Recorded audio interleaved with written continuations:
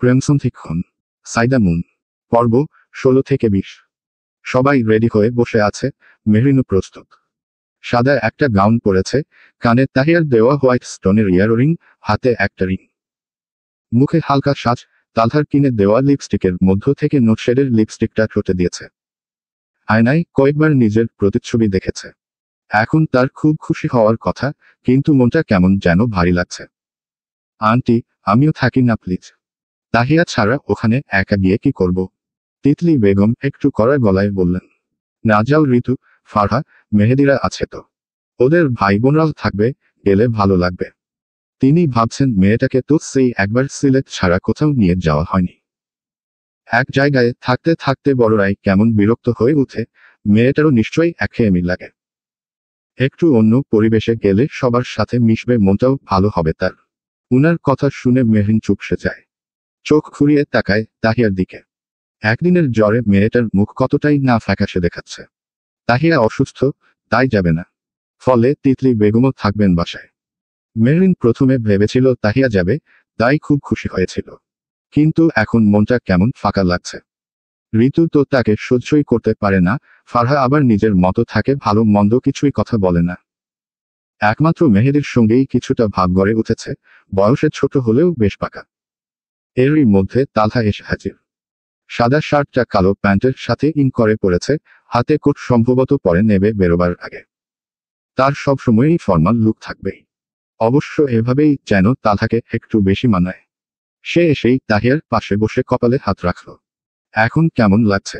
তাহিয়া ভাইকে দেখেই ঠোঁট উল্টে শিশুসুলভ ভঙ্গিতে বলল। মাথা ব্যথা কমছে না। তার কথায় মেহরিন কিছুটা চমকে তাকায়। কিছুক্ষণ আগেই তো বলছিল মাথা ব্যথা নেই, এখন আবার তালহাকে বলছে আছে। তালহা চোখ শুরু করে তাকায়। কি আনলে মাথা ব্যথা কমবে বলে ফেলুন।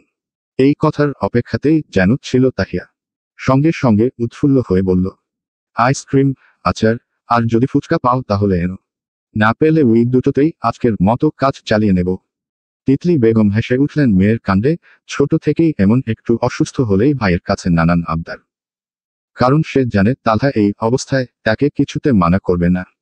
মেহরিনও হাসে। সে এবার বুঝেছে তাহিয়ার চালাকে আসলে অসুস্থতার অজুহাতে ভাইয়ের কাছ থেকে একটু আদর আদায় করছে। তালহাও হাসল, বোনের গালে আলতো চাপড় মেরে বলল, সুযোগের সৎ ব্যবহার হোক। তাহিয়া ধরা পড়ে খিলখিলিয়ে হেসে উঠল। তালহা উঠে দাঁড়ায়, মায়ের উদ্দেশ্যে বলল, আম্মু, চেষ্টা করব দ্রুত ফিরে আসার। খালা তো থাকবেনই, আর কোনো দরকার হলে সঙ্গে সঙ্গে কল করবে আমায়। তিতলি বেগম নেড়ে বললেন, আচ্ছা বাবা, সাবধানে যাস। আর মেহরিন, ঋতুদের সাথে থেকো। মেহরিন মাথা নাড়তেই তালহা সংক্ষিপ্ত স্বরে বলল, চলো। তালহার সামনে এগিয়ে যাচ্ছে, মেহরিনও তার পিছু পিছু হাঁটছে। তাহিয়ার রুমের দরজা পেরোতেই তালহা হঠাৎ থেমে গেল। তাকে থামতে দেখে মেহরিনও থেমে যায়।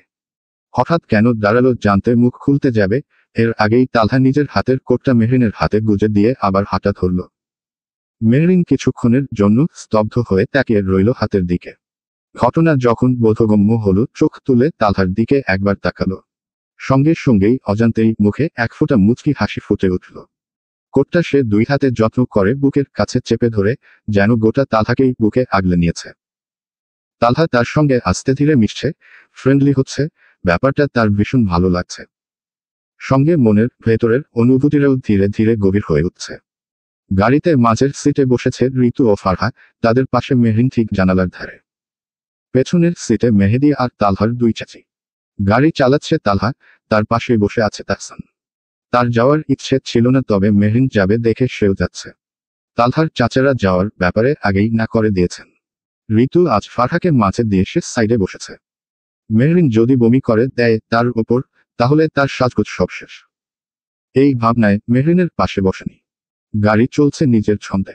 মেহেদি একের পর এক প্রশ্ন ছুড়ে যাচ্ছে সকলকে। বয়সে ছোট, তাই কৌতূহল সীমাহীন। তবে কেউ তেমন পাত্তা দিচ্ছে না, এক দুটি প্রশ্নের জবাব দিয়ে চুপ হয়ে যাচ্ছে সবাই। নয়তো তাকে উত্তর দিতে দিতে হয়রান হয়ে উঠবে যে কেউ, তাও তার প্রশ্ন শেষ হবে না। কিন্তু মেহেদি থেমে থাকবার ছেলে নয়। তাদের থেকে পাত্তা নে পেয়ে এবার সে উকি দিল মেহরিনের দিকে।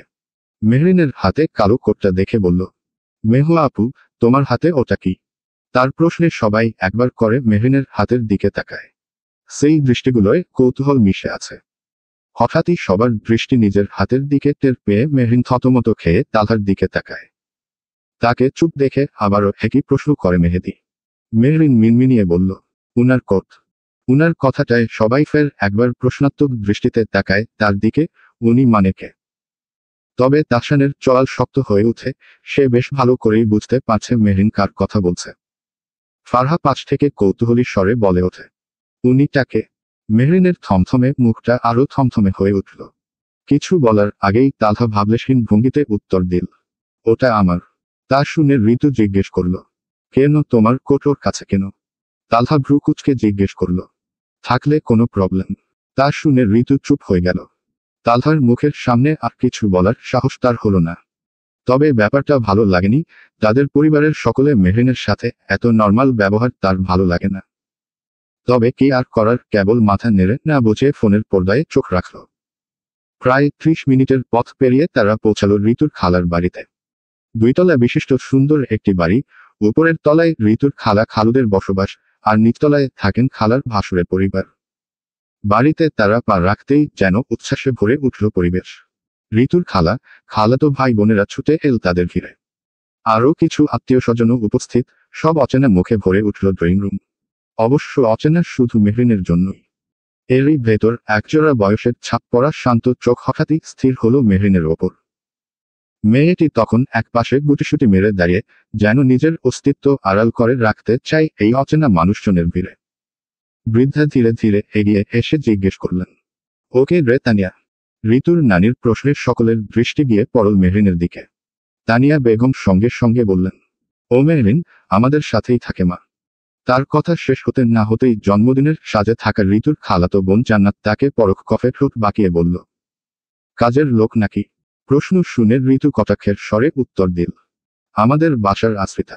কথাটা শেষ হওয়ার সাথে সাথেই তালহা কঠোর গলায় ডেকে উঠল, ঋতু! ধমকে ঋতু চুপ হয়ে গেল। একবার তালহার দিকে তাকিয়ে মাথা ঘুরিয়ে মেহরিনের দিকে রাগী চোখে তাকালো। মেহরিনের মাথা নিচু, ঠোঁট নিঃশব্দ। আমতা আমতা করে ঋতু বলল, তাছাড়া কি পরিচয় দেব ভাইয়া? তার তো কোনো পরিচয় নেই। পরিস্থিতি বুঝে ঋতুর নানু তাদের থামিয়ে দেয়। আশেপাশের সকলেরই দৃষ্টি মেহরিনের দিকে। মেহরিনের তেমন খারাপ লাগছে না।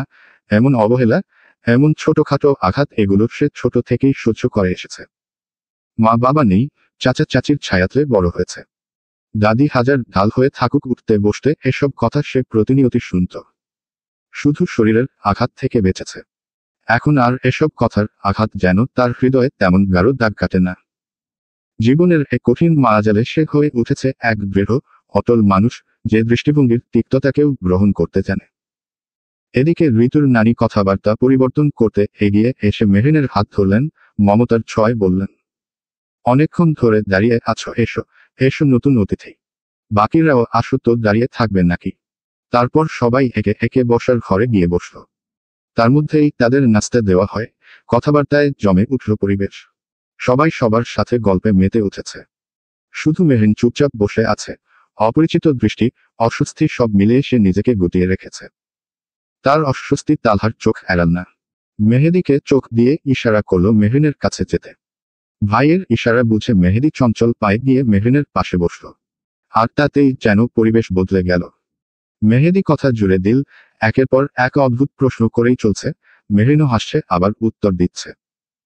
তাদের হাসাহাসি করতে দেখে একটু পরই মেহরিনের বয়সী এক মেয়ে এসে বসল তাদের পাশে। সে জান্নাতের চাচাতো বোন সামিরা। তার দেখা দেখি আরো কয়েকজন এসে যোগ দিল। যেন এতক্ষণের জড়তা ভেঙে তারা এসেছে মেহরিনের কাছে। মুহূর্তেই জমে উঠল তাদের হাসি ঠাট্টার আসর। মেহরিন, যে কিছুক্ষণ আগেও এক কোণে নিঃশব্দ ছিল, এখন তাদের সঙ্গ পেয়ে বাচ্চামিতে মেতে উঠেছে, হাসছে, গল্প করছে। সব সংকোচ যেন মুহূর্তে মিলিয়ে গেল হাসির ঢেউয়ে। তাহসানের দৃষ্টি মেহরিনের দিকে আটকে আছে। এসেছে থেকেই তাকেই লুকিয়ে লুকিয়ে দেখে যাচ্ছে সে। মেহরিনের উদ্দেশ্যেই তো সে এসেছে। প্রেমে পড়ার পর সে কেমন যেন নিজের ব্যক্তিত্বকেই বিসর্জন দিয়ে দিয়েছে। মাঝে মাঝে নিজের আচরণ আর কাজকর্ম দেখে নিজেই অবাক হয়, কখনো বিরক্তও হয়। এসব বাচ্চামো ব্যাপার তার বয়সে মানায় না, তবুও সবশেষে ভালোই লাগে। ভালো লাগে এই সব করতে। তাদের কেক কাটতে কাটতে বাজবে একটা। ওয়েট করছে আরো কাদের আশা বাকি। সামিরা প্ল্যান করেছে, এখন তারা লুকোচুরি খেলবে। সবাই রাজি, শুধু মেহরিন বাদে। কারণ নতুন জায়গায় এসেছে, তালহার পারমিশন ছাড়া লাফালাফি করলে যদি বকা দেয়। মেহরিন গুটি গুটি পায়ে এগিয়ে যায় তালহার দিকে। তাকে ডাকতে যাবে তার আগেই এক মেয়ে সেখানে এসে দাঁড়ায়। ফর্সা, গোলগাল গড়নের মেয়ে, উচ্চতায় মেহরিন থেকেও 2-3 ইঞ্চি লম্বা হবে হয়তো। কালো শাড়ি পরিপাটি করে পরেছে, সাথে সাদামাটা সাজগোজ, চুল বেনি করে এক পাশে ফেলে রাখা। চোখে চশমা, হয়তো পাওয়ারি, দেখতে যেন কোনো স্কুল টিচার লাগছে।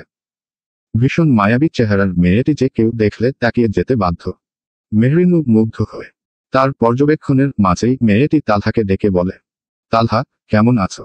হঠাৎ মেয়েলি কণ্ঠে তালহা মোবাইল থেকে চোখ সরিয়ে সামনে তাকালো। মুহূর্তে কিছুটা থমকে গেল। কয়েক সেকেন্ডের জন্য স্তব্ধ হয়ে রইল সে, চোখে চোখে যেন অদৃশ্য আগুন জ্বলছে। মেহরিন পাশ থেকে লক্ষ্য করছিল, তালহার চাহনি আজ অন্যরকম। এমন দৃষ্টিতে তো তার দিকেও কখনো তাকায়নি। মেয়েটি সুন্দর, তাই কি এভাবে তাকালো? মেহরিনের মন হঠাৎ অচেনা এক খেয়াল পড়া ভাবায় ভরে গেল। এ সময় মেয়েটি আবারও প্রশ্ন করল, কথা বলবে না? তালহার চোখ মুখ কাঠোকাঠ ভাব ধরল, গলার গম্ভীর কণ্ঠে বলল, তুমি এখানে? মেয়েটি হেসে ফেলল, যাক, আমাকে মনে আছে। প্রতিউত্তরে তালহা কিছুই বলল না। তা দেখে সে সঙ্গে সঙ্গে বলল, একটু আসবে, কথা ছিল প্লিজ। তালহা গম্ভীর কণ্ঠে বলল, যা বলার এখানে বলো। পাশে থেকেই মেহরিন তাদের কথোপকথন শুনছিল। যতটুকু বুঝো, তারা পূর্ব পরিচিত। মেহরিনের মনে আরো আধার নেমে এল। তবে পর মুহূর্তেই নিজেকে বুঝো দেয়, তালহার আত্মীয়দের মধ্যেই কেউ হয়তো। তার ভাবনার মাঝেই তালহার নজর পড়ে মেহরিনের দিকে। তাকে দেখে জিজ্ঞেস করল, মেহরিন, কিছু লাগবে? মেয়েটির চোখও তখন সরাসরি মেহরিনের দিকে পড়ল। মেহরিন হালকা মাথা নেড়ে বলল, আসলে ওরা বলছে লুকোচুরি খেলবে, আমিও খেলি। তালহা একবার তার পেছনের সবাইকে দেখে বলল, খেলো, তবে নিচে নামবে না। মেহরিন মাথা নাড়তেই মেয়েটি জিজ্ঞেস করল, ওকে। সঙ্গে সঙ্গে তালহা বলল, তা জেনে তোমার কি? মেহরিন, যাও এখন। পারমিশন পেতেই তারা বেরিয়ে গেল। মেহরিনের মনে কৌতূহল জাগল ওই মেয়েটিকে নিয়ে, তবে তা ঝেড়ে ফেলে তাদের সাথে খেলায় মেতে উঠল। এর মধ্যে আরো অনেক অতিথি আসতে থাকে। মেহরিন অবাক, সামান্য জন্মদিনে এত বড় আয়োজন, তার তো কোনোদিন জন্মদিনই পালন হয়নি। অবশ্য কথায় আছে বড়লোকের বিরাট কারবার। প্রথম রাউন্ডেই মেহেদি চর হয়, আর বাকিরা ছুটে যায় লুকোতে। নিয়ম মতো মেহেদিকে এক রুমে দাঁড় করিয়ে গুনতে দেওয়া হয়, আর বাকিরা যে যার মতো করে চলে যায়। বাড়িটা যেহেতু মেহরিনের কাছে একেবারেই অচেনা, তাই তাকে লুকাতে সাহায্য করবে সামিরা। এই তুমি কি অন্ধকারে ভয় পাও? মেহরিন একটু ইতস্তত করে মাথা নাড়ে। একটু একটু। সামিরা মুচকি হেসে বলে, তাহলে ভয় নেই, আমি আছি। তুমি ছাদে যাবে, আমি থাকবো সিঁড়ির মাথায়। যদি ভয় পাও, আমাকে ডাকবে। আর যদি আমাকে ধরে ফেলে, তুমি সাথে সাথে এসে তিলু দেবে, ঠিক আছে? মেহরিন চুপচাপ মাথা নাড়ে, রাজি হয়ে যায়। সামিরা তাকে ছাদের একপাশে দাঁড় করিয়ে নিজে সিঁড়ির কাছে গিয়ে অবস্থান নেয়। অন্ধকার ছাদে বেশ কিছুক্ষণ একা দাঁড়িয়ে থাকে মেহরিন। হালকা বাতাসে তার গাউনের প্রান্ত উঠছে, চারপাশ নিস্তব্ধ। কারো কোনো শব্দ নেই। এবার ভয় লাগছে তার। একটু সাহস সঞ্চয় করে সামনে এগোতে যায়, ঠিক তখনই ছাদের দরজা ঠেলে কেউ ভেতরে আসে। মুহূর্তেই সরে যায় মেহরিন, দেয়ালের সাথে লেগে দাঁড়ায়। ভেবেছিল মেহেদি হয়তো এসে গেছে তাকে খুঁজতে। কিন্তু না, একটু পরেই দরজার দিক থেকে ভেসে আসে পরিচিত এক কণ্ঠ। মেহরিন, আছো? চমকে ঘুরে দাঁড়ায় সেদিকে। তাহসান ভাইয়া, আপনি এখানে? তার কণ্ঠে সেদিকে তাকাতেই কয়েক মুহূর্তের জন্য আটকে যায় তাহসান। চাঁদের নরম আলোয় তার রূপ যেন আরো উজ্জ্বল হয়ে উঠেছে। সাদা গাউনটি তার শরীরের সঙ্গে মিশে চাঁদের আলোর স্পর্শে হালকাভাবে ঝলমল করছে। চোখে পড়ে তার কোমল মুখমণ্ডল, উজ্জ্বল চোখ, সবকিছু মিলিয়ে যেন নবজীবনের সতেজতা ঝরে পড়ছে। মুহূর্তের জন্য লাগছে চাঁদ থেকে নেমে এসেছে কোনো অপ্সরা, যার সৌন্দর্য অবর্ণনীয়। তাহসানের চোখ সরানোই সম্ভব হচ্ছে না, এত আকর্ষণীয় লাগে কেন এই মেয়েকে। কারণ সম্ভবত মেহরিনের উঠতি বয়সের প্রাণবন্ত, সতেজ ও কোমল সৌন্দর্যের মূর্ত রূপ। তাহসানের একখানে তাকিয়ে থাকা দৃষ্টি মেহরিনের মনে অস্বস্তি জাগায়। সে নড়েচড়ে দাঁড়ায়, যেন সেই দৃষ্টিটা তাকে অজান্তেই বিব্রত করছে। ধ্যান ভাঙতে নিচু স্বরে বলল, ভাইয়া। তাহসান হঠাৎ চমকে উঠল, যেন নিজের জগৎ থেকে ফিরল। নিজেকে সামলে নিয়ে বলল, হ্যাঁ, এখানে কি করছো অন্ধকারে? মেহরিন মাথা নিচু করে বলল, লুকিয়েছিলাম। বাহিরে স্বামীরাও লুকিয়েছে, দেখেননি? না তো, কাউকে দেখলাম না। তার কথা শুনে মেহরিনের মনে সন্দেহ জাগল, হয়তো সে ধরা পড়ে গেছে, আর সে বুঝতেই পারেনি। তাই তাড়াতাড়ি দরজার দিকে পা বাড়ায়। তাকে যেতে দেখে তাহসান ডেকে উঠল। কোথায় যাচ্ছ? মেহরিন থেমে পেছনে ফিরে তাকায়। ওদের কাছে। হয়তো আমাকে খুঁজে পায়নি তারা। তাহসান শান্ত স্বরে বলল, না, ওদের বড়রা ডেকেছে। খেলবে না এখন। তুমি এদিকে আসো। তার কথায় মেহরিন পড়ে গেল দুটানায়। মন সাই দিচ্ছে না, তবু মুখের উপর না বলতেও পারছে না। শেষমেশ নিঃশব্দে এগিয়ে গিয়ে তাহসানের পাশে দাঁড়ালো। দুজন দাঁড়িয়ে রইল ছাদের একপাশে, তাহসান রেলিংয়ে হেলান দিয়ে, আর মেহরিন নীরবে চাঁদের আলোয় তার দিকেই তাকিয়ে। তোমার ড্রিম কি মেহরিন? লাইফে কি হতে চাও? তাহসানের প্রশ্নে তপ্ত নিঃশ্বাস টেনে মেহরিন বলল, আমার স্বপ্ন অনেক বড়লোক হওয়া। তাহসান হালকা অবাক হয়ে তাকালো। বড়লোক হওয়ায় সবার স্বপ্ন থাকে, উদ্দেশ্য থাকে, কিন্তু এত খোলাখুলিভাবে কে বলে? সাধারণত সবাই অর্ধেক কথা বলে, বাকিটা বোঝায় ইঙ্গিত দিয়ে, অল্প ভাষায়। কিন্তু মেহরিন, সে সোজাসাপটা বলে দিল। কথার মাঝে যেন ব্যর্থতার আভাস, না পাওয়ার ক্ষুদ্র আক্ষেপ মিশে আছে। মেহরিনের চোখে চোখ রাখতেই তার চোখে ভেসে উঠল এক মৃদু বিষাদ, নীরব শোকের মতো।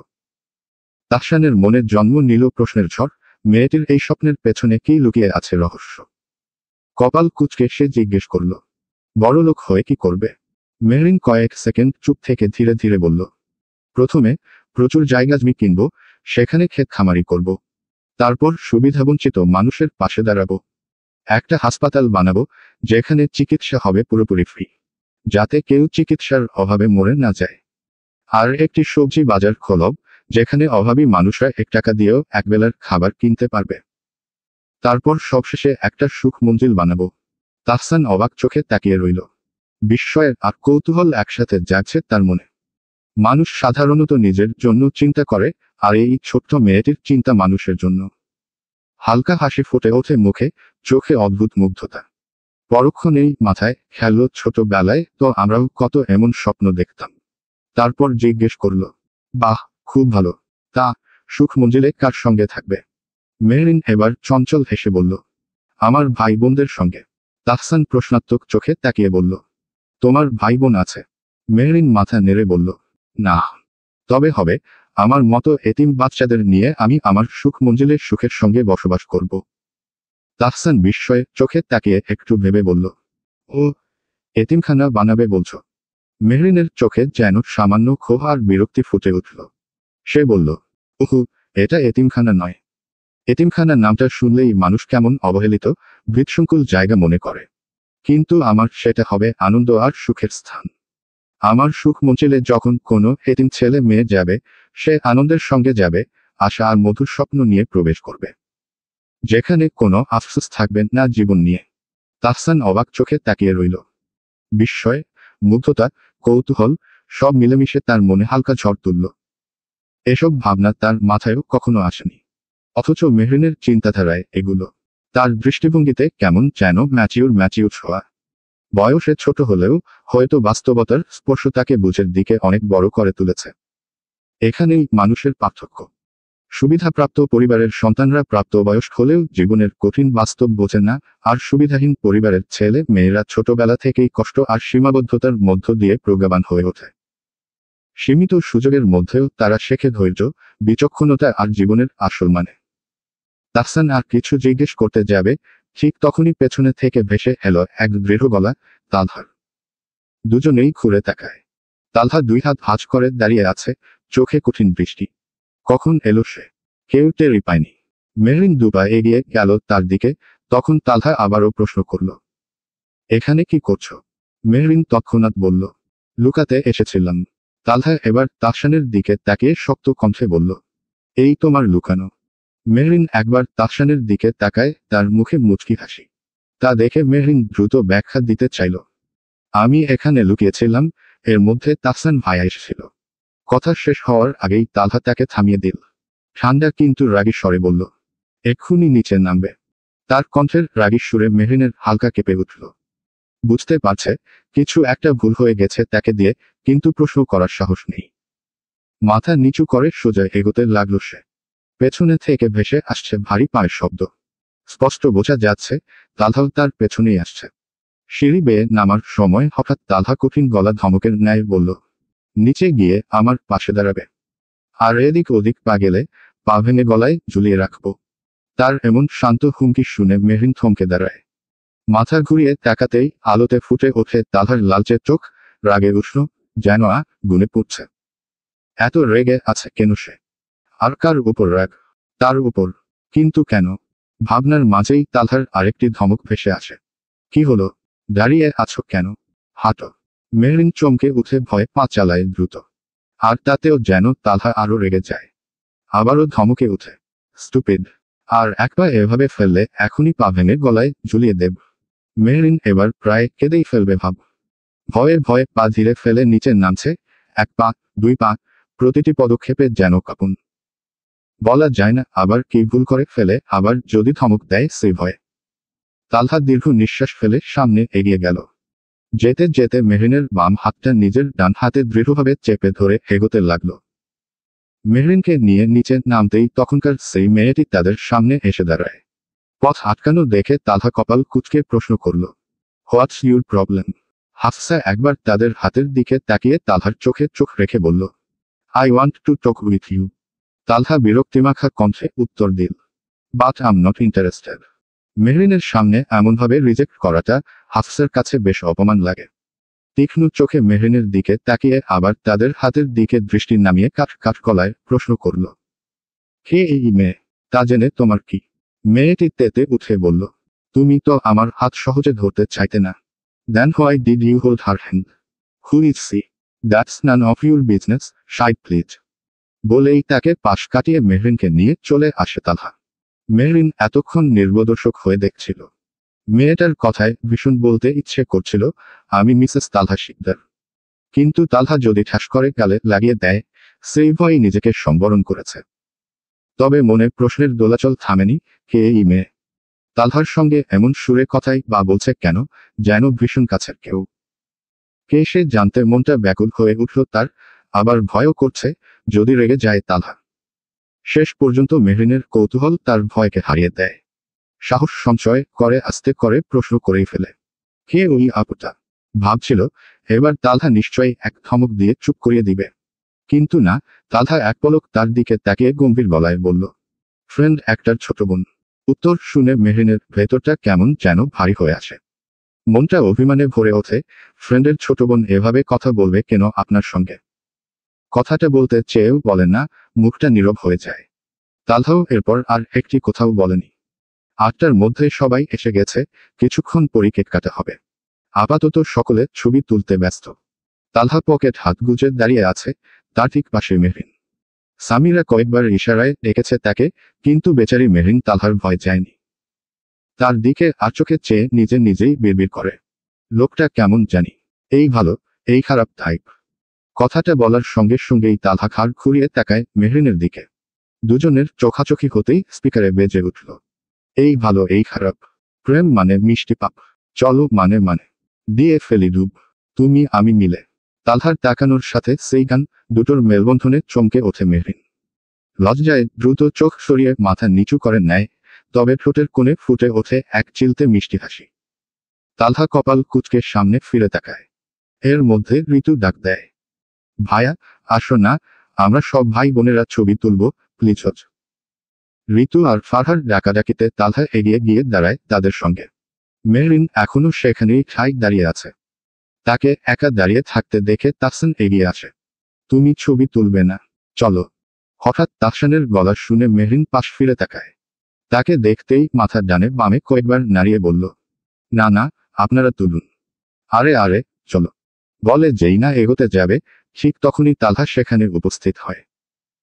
কড়া নজরে একবার তাকিয়ে মোবাইলের ক্যামেরা অন করে তাহসানের হাতে ধরিয়ে দিয়ে কিছু বলার সুযোগ না দিয়ে মেহরিনের হাত টেনে যেতে যেতে বলল, সুন্দর করে আমাদের কয়েকটা গ্রুপ ছবি তুলে দে তো। ঋতুদের কাছে যেতেই মেহরিনকে দেখে ঋতুর মুখ ভার হয়ে যায়। সবকিছুতে এই মেয়েকে টানতে হবে কেন, তার বিরক্তি চোখে মুখে স্পষ্ট। তা আজ করে তালহা মাঝখানে দাঁড়ায়, তার ডান পাশে ঋতু, মেহেদি, ফারহা, জান্নাত সহ আরো কয়েকজন। আর বাম দিকে একটু দূরত্ব রেখে গুটিসুটি মেরে দাঁড়িয়ে আছে মেহরিন। হাইটে সে প্রায় তালহার কাছ সমান। মনে মনে নিজেকে প্রশ্ন করে, একটু বেশি ছোট হয়ে গেলাম না? পর মুহূর্তেই আবার ভাবে, হিল পরলে এত খাটো লাগতো না, কিন্তু আমার তো হিল জুতোই নেই। ভাবনার মাঝেই মেহরিন হাতে হালকা একটা টান অনুভব করে। চমকে তালহার দিকে তাকাতেই সে চোখের ইশারায় পাশে দাঁড়াতে বলে। মেহরিন তার ইশারা মতো একটু পাশ ঘেঁষে দাঁড়াতেই তালহা তাহসানের দিকে তাকিয়ে বলে ওঠে, রেডি তুল। তাহসান কটমট করে তাকিয়ে আছে, রাগে স্ক্রিনে না দেখেই উড়াধুরা ক্লিক করে চলেছে। পরপর কয়েকবার ক্যামেরার ফ্ল্যাশ জ্বলতেই ছবি উঠেছে বুঝে তালহা সেখানে থেকে সরে আসতেন নেয়। তবে হঠাৎই তার নজর পড়ে বাপাশে দাঁড়ানো কয়েকটি ছেলের দিকে। তারা মেহরিনের দিকেই তাকিয়ে আছে, তাকে স্ক্যান করতে করতে হাসাহাসি করছে। তাদের তাকানোর ভঙ্গিমা দেখে তালহার চোয়াল শক্ত হয়ে ওঠে। এরই মধ্যে একটি ছেলে মেহরিনের দিকে ক্যামেরা তুলে ধরে। সাথে সাথে তালহা বাম হাতে মেহরিনের বাম বাহু ধরে এক ঝটকায় নিজের সামনে নিয়ে আসে। সঙ্গে সঙ্গে অন্য হাত তার মুখের সামনে তুলে ধরে তাকে আড়াল করার চেষ্টায়। ঠিক তখনই ছেলেটির ক্যামেরার লাইট জ্বলে ওঠে। তালহাকে তার দিকে তাকিয়ে থাকতে দেখে ভড়কে যায়, দ্রুত মোবাইল নামিয়ে নেয়। এদিকে মেহরিন তাকিয়ে ছিল সামনের তালহার মোবাইলের দিকে, তবে হঠাৎ কি হলো কিছুই বুঝে উঠল না। তালহার রাগে কপালের রগ ফুলে উঠেছে, ক্ষিপ্ত মেজাজ নিয়ে দেরি না করে মুহূর্তের মধ্যে মেহরিনের হাত ছেড়ে সে রাগে ছেলেটির দিকে তেড়ে যায়। গিয়েই খপ করে তার কলার চেপে ধরে গর্জে ওঠে, তুই পারমিশন ছাড়া ছবি তুলছিলি? চারপাশের মহল মুহূর্তেই বদলে যায়, হইহুল্লোড় সব থেমে পরিবেশ নীরব হয়ে উঠেছে। সকলে কৌতূহল নিয়ে তাদের দিকে তাকিয়ে। ছেলেটি তালহার আক্রমণে আটকে ওঠে, ভয়ে ঢুকিলে চোখ বড় বড় করে তালহার দিকে তাকিয়ে আছে। তাকে চুপ দেখে দ্বিগুণ চিল্লিয়ে ওঠে তালহা, তোর এত বড় সাহস কে দিয়েছে পারমিশন ছাড়া মেয়েদের ছবি তোলার? মারতে অগ্রসর হতেই তালহাকে টেনে ছাড়িয়ে আনে ঋতুর খালুরা। ছেলেটি ভয়ের সঙ্গে সঙ্গে অস্বীকার করে সে এমন কিছু করেনি। মিথ্যা শুনে যেন তালহার মেজাজ আরো খারাপ হয়ে যায়। আবার তার দিকে তেড়ে যেতে নিলেই তাকে আটকে দেয়। বাবা, শান্ত হও, তোমার কোথাও ভুল হচ্ছে হয়তো। ও আমার বোনের ছেলে, এমন না। ঋতুর খালুর কথায় তালহার রাজ্যটা স্পষ্ট কণ্ঠে বলল, এখানে আমার কোনো ভুল হচ্ছে না, সে ছবি তুলেছে, আমি 100% শিওর। কথা কাটাকাটির মাঝেই তাহসান তাদের থামিয়ে বলল, এত কথা না বাড়িয়ে বরং ওর ফোন চেক করা হোক, তাহলেই তো হয়। তার কথা শুনে সকলেই রাজি হয়ে যায়। তা দেখে ছেলেটি আতঙ্কে মোবাইল লুকিয়ে ফেলে। এতে যেন সকলের সন্দেহ আরো গাঢ় হয়। জোর করে তার থেকে ফোন ছিনিয়ে নিতেই দেখা যায় শুধু মেহরিনি নয়, ঋতু, ফারহাসহ উপস্থিত আরও অনেক প্রাপ্তবয়সী মেয়েদের ছবি, যেগুলো শরীরের আপত্তিকর অংশের জুম করে করে তোলা। দেখা মাত্রই সকলে ক্ষেপে উঠে। ঋতুর খালুর রাগে ছেলেটিকে থাপ্পড় মেরে বসে, জানোয়ার, তোর হয়ে আমি কথা বলছিলাম এতক্ষণ, এক্ষুনি বের হবি আমার বাড়ি থেকে। উনার কথায় তার বোন রেগে উঠে, তার ছেলেকে এভাবে কেন বলেছেন সকলের সামনে। তা নিয়ে তাদের মধ্যে এক প্রকার ঝামেলা লেগে যায়। এক পর্যায়ে রেগেমেগে ছেলে নিয়ে চলে যান তিনি। এসবের মধ্যে তালহা উঠে আসে, চলে যাবে এক্ষুনি। আর এক মুহূর্ত তার বোনদের এখানে রাখবে না। তার কথায় ঋতুরাও ভাইয়ের সাথে যেতে উঠে আসে। তবে ঋতুর খালু অনেক বুঝিয়ে শুনিয়ে খাওয়া দাওয়া করে যেতে রাজি করায়। উনার কথা মতো খাওয়ার পরপরই তালহা তাদের নিয়ে বাড়ির উদ্দেশ্যে রওনা দেয়। তানিয়া বেগমের সেখানে থাকার ইচ্ছে ছিল, তবে এমন ঘটনায় মেয়েদের নিয়ে সেখানে আর থাকেননি। সেদিন রাত 9টার মধ্যেই বাড়ি পৌঁছে যায়। ড্যাশ ড্যাশ ড্যাশ কেটে যায় আরও এক সপ্তাহ। দীর্ঘদিনের অসুস্থতা কাটিয়ে তাহিয়াও আজ কলেজ যাবে, সে এখন পুরোপুরি সুস্থ। তাহিয়া যাবে দেখে মেহরিন তো খুশিতে আটখানা। তাহিয়া ছাড়া যেন তাদের ক্লাসে কিছুই জমে না। বাকিরা আসলেও গ্রুপের একজন নেই বলে সবাই কেমন মনমরা থাকত। খাওয়া শেষ করে তারা বের হয় তালহার সঙ্গে। আজকাল তালহা নিজের কাজে আগের তুলনায় আরও ব্যস্ত হয়ে গেছে। আগে মাঝে মাঝে টুকটাক কথা হলেও এখন পড়ার টেবিল ছাড়া তালহার সঙ্গে কথা বলার ফুরসতই যেন নেই। এই এখনো সে ড্রাইভ করছে, সাথে ব্লুটুথ কানে লাগিয়ে বক বক করেই যাচ্ছে। তিতলি বেগমের কাছ থেকে শুনেছিল নতুন একটা প্রজেক্টের কাজ শুরু করেছে, তাই ইদানিং কাজে এত ডুবে আছে। তবে তার এত ব্যস্ততায়ও একটু সঙ্গ পেতে যে কেউ একজন দহনে পুড়ে ছটফট করছে, তা সে কি আর জানে। জানলে হয়তো কাজের ফাঁকে ফাঁকে একটু খোঁজ নিত, একটু কথা বলতো তার ছটফটানি দেখে। মেহরিন হতাশার নিঃশ্বাস ফেলে তালহার দিক থেকে চোখ সরিয়ে বাইরে তাকায়।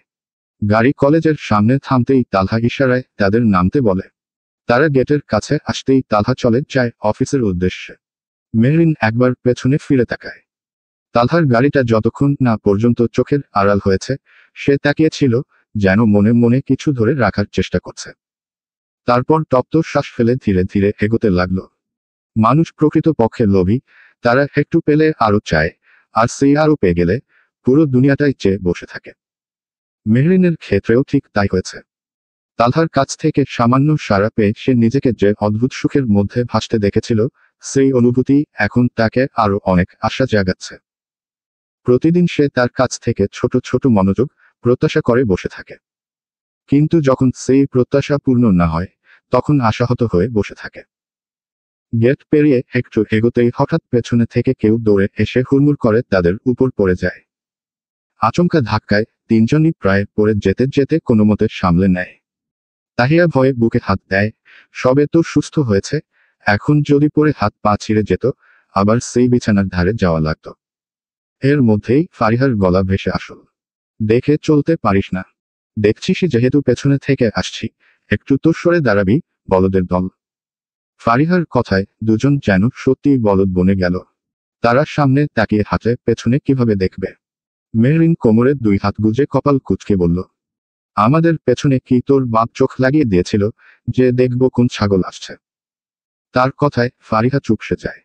তবে তাহিয়াকে দেখে খুশিতে পিঠে চাপড় মেরে এক লাফে গলায় ঝুলে পড়ে। বান্ধবী, কতদিন পর, এখন কেমন আছিস? জানিস কত মিস করেছি।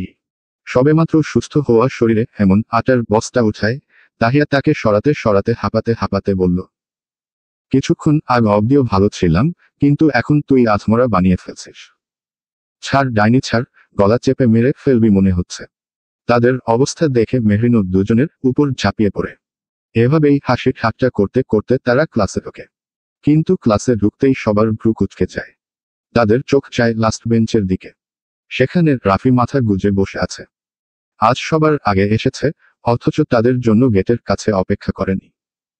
সঙ্গে সঙ্গেই একে অপরের দিকে চোখাচোখি হতেই তারা দুষ্টু হেসে ওঠে, যার অর্থ অপেক্ষা না করার শাস্তি দিতে যাচ্ছে।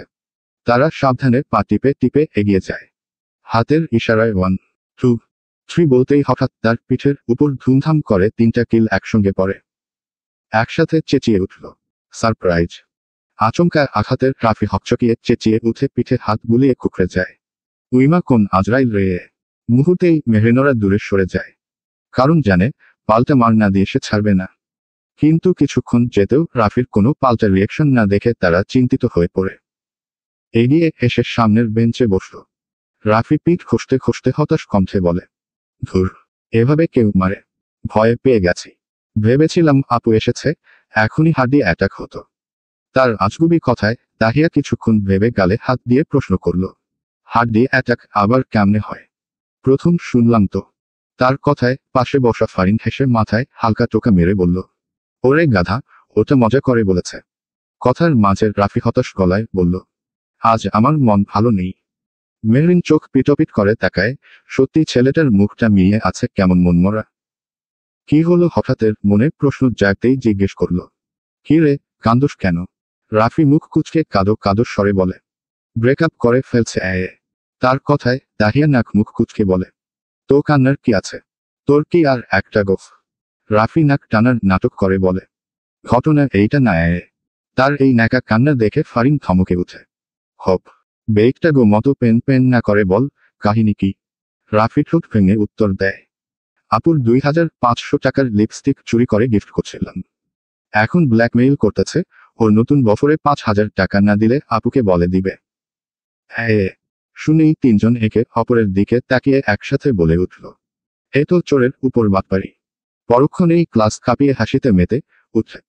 তিনজনের হাসি যেন থামছেই না, বেঞ্চে বেঞ্চে ঠুসঠাস করে করে হাসছে। এতে আশেপাশের অনেকেই বিরক্ত হচ্ছে, তবে তারা ডোন্ট কেয়ার।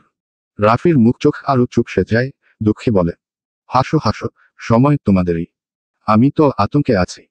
আপু যদি খালি একবার জানে, আমার হাড্ডি পাঁচটি ভেঙে দিবে। দুলাভাই 2 দিন আগে খালি এনে দিচ্ছে।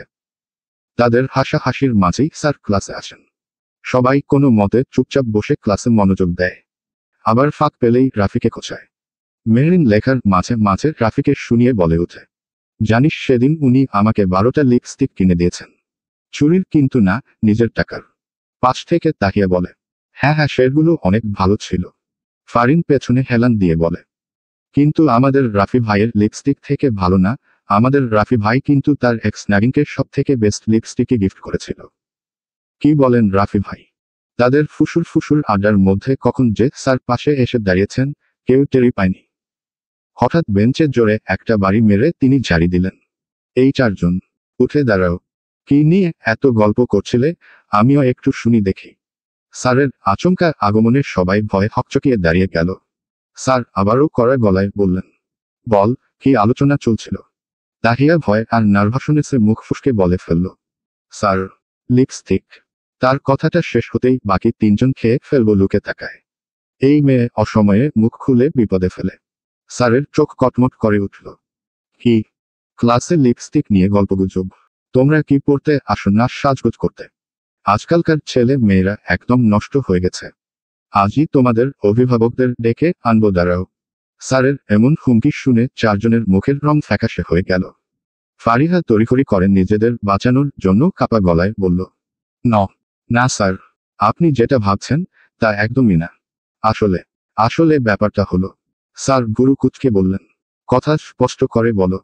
হতভম্ব ফারিহা কয়েক মুহূর্ত চুপ করে থেকে হঠাৎ মাথায় যা আসলো তাই বলে ফেলল, আসলে স্যার, আমাদের বন্ধু রাফি, তার নাকি মেয়েদের লিপস্টিক ঠোঁটে মাখতে মনে চায়।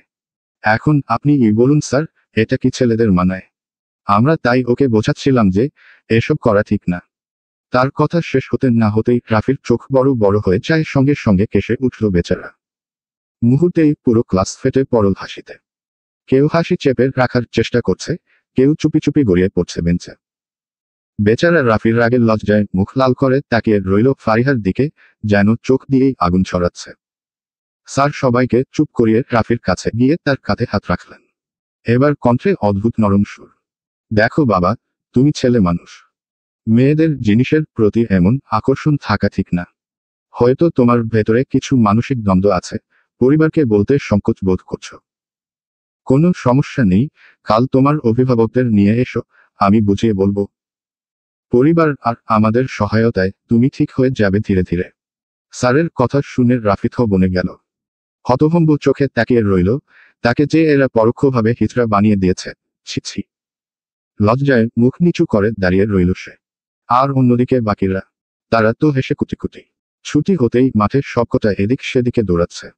রাফি এক একটাকে তাড়া করছে।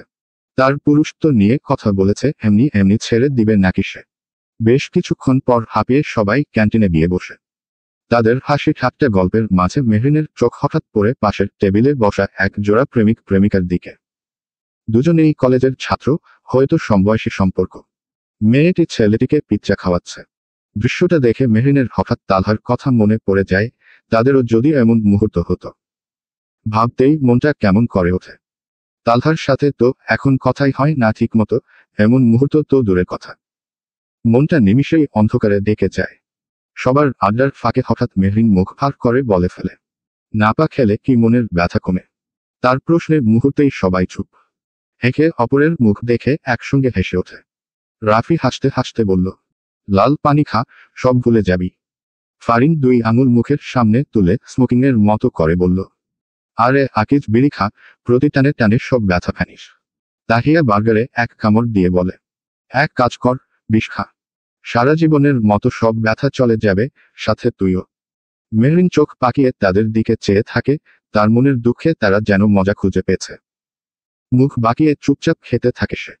শালার হারামিরা, কোথায় সান্ত্বনা আশা করেছিল, উল্টো মজা উড়াচ্ছে। মনে মনে ভেঙচি মারে, হুহো আমারও সময় আসবে। তাদের খাওয়ার মাঝে হঠাৎ কেউ একজন ফারিহার প্লেট থেকে আস্ত বার্গারটা ছিনিয়ে নেয়। আকস্মিক কাণ্ডে ফারিহা ফট করে উঠে দাঁড়ায়।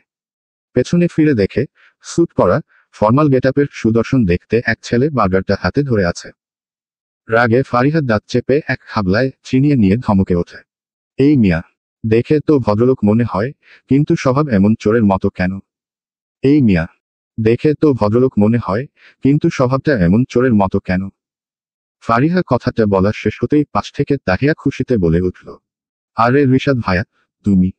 রিশাদ এতক্ষণ তীক্ষ্ণ চোখে ফারিহার দিকে তাকিয়েছিল। পাশ থেকে তাহিয়ার কণ্ঠ শুনে মুখের কোণে আলতো এক হাসি ফুটে উঠল। তাহিয়া দ্রুত পায়ে এগিয়ে গিয়ে রিশাদের সামনে দাঁড়ায়। রিশাদ তার মাথায় হাত বুলিয়ে মুচকি হেসে বলল, পিচ্চি, কেমন আছিস?